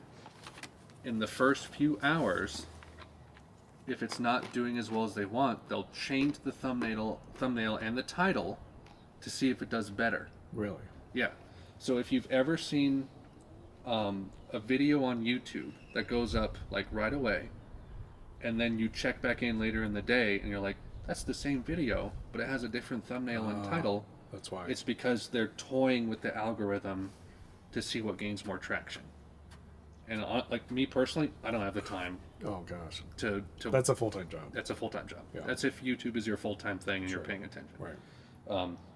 But there is like an actual thing of like figuring out what thumbnails and titles work best for your Makes videos. sense. Yeah. Huh. Interesting. Which chess is taking off on YouTube. Really? Yeah. Because like, did you watch Queen's Gambit? I did. You did? Yep. That was Which like brought chess into like the that was forefront. that honestly one of the biggest things to happen for chess ever, because it brought it into the limelight for a lot of people. Yeah. And they're like, ooh, this is actually interesting, and Yeah. I have I want to kind of learn how to play this now. And so YouTube chess just exploded. And Interesting. same with Twitch, like people like grandmasters who love to stream, they exploded. So there's this guy, Levi Rosman, who lives in New York. He's probably like 25, 26 now. International master, super entertaining chess streamer. On YouTube, his name is Gotham Chess because he lives in New York, so he's Gotham Chess. That's pretty epic. These videos are super entertaining. I highly Really? recommend Okay. watching Gotham Chess. Gotham chess. I'll look it up. But he'll cover his own matches that he does to try to get up to Grandmaster level, which he's kind of dipped down in. Because like you either do like the fun educational stuff, or you don't do that and you focus completely on learning chess to get up to Grandmaster level, which is, and he's like, I'm just gonna make like fun stuff. So he's kind of given up on the Grandmaster race a little bit. But he makes like really entertaining videos about like different chess games in the past, like playing different bots. It's a lot of fun. But he went from getting like 500,000 to 1 million subscribers in like a year or two, to getting from 1 million to 2 million in a few months. Whoa. He's now at like 3-point-something million. Dang. He's the biggest YouTube chess channel ever. Wow. and he's just some guy who's making entertaining chess videos. Entertaining chess. Yeah, but it's chess is bigger than it's ever been, and people are loving it. So that's great. That's great. Yeah. I love that. Yeah. So highly recommend his channel. But he also does a similar thing where he'll post on like the community tab of like a poll. It's like, what video do you want to see from me next, or what should I title my next video? And he'll put like 4 or 5 options, and then whichever one is the most popular, he'll do that video next. Which is a strategy that some YouTubers have, where it's like, what do you want to see from me next? Yeah. Yeah. And then let the people decide. Oh, yeah. All right. Good stuff. Do you play chess with Dr. Klein much anymore? Not anymore, no. I've kind of dipped out of it. I want to get back into it again, but I mean, once things kind of level out and we get like our life rhythm back in check, I want to get back into chess. There was a few times we were at Dr. Daniel's house and Dr. Klein was there, and we did like a. Were you there for any of those? We did that. We did that 4-way thing. 4-way. That's right. You were there. Yeah. Yeah. That was awesome. That was so good. It was crazy. I think I was playing with Dan. Yeah. And he like moved a piece. I'm like, you hung the queen. Yeah. You hung the queen, and then like Nathan got it. It was fun. Dang it. And then Alyssa made some weird like South African. Yeah, with the like Vegemite on the. It was Vegemite. Yeah. She doesn't call it that, but it's Vegemite. Yeah. So Weird, good. salty, earthy, whatever So it good. was. Yeah. It was so good. I miss having them around. That was a lot of fun. I agree. I miss those days. Oh man. But yeah, I'm glad that chess is bigger than it's ever been, because like it's good for the brain. It is. Because like whether or not you are really into it, like if you have an interest in learning chess, I think that like helps your reasoning faculties. And it's like a timeless board sport for, you don't have to be super intellectual to play it and enjoy it, but yeah, it's funny how it comes and goes, and then like you said with that movie, it definitely got popular again, which is super cool. Yeah.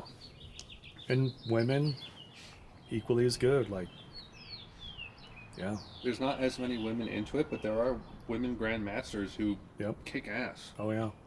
They're Absolutely. great. Yeah, I mean, women by and large don't tend toward that kind of left brain sort of stuff, but like the ability to, and it applies to life too. Power off. The ability to look and see like, okay, where can I advance and get like a better position? Yeah. Is doing this move going to weaken something? How can I like pin this piece so that it can't move because it will be a check? And like, how can I sacrifice a piece knowing that it's going to, help me two or three, positions down the road? getting better at chess makes you get better at life. I agree. Which is nuts to say. It is. But I always like games that are 100% fair. There's 0% chance. Yep. And like with chess, it's the same board every single time. It depends, like the only little bit of advantage you get is if you play white. Yep. That's the tiniest little That's bit. the tiniest bit. And that might not even make the difference. Yeah. I really like that. Agreed. Agreed.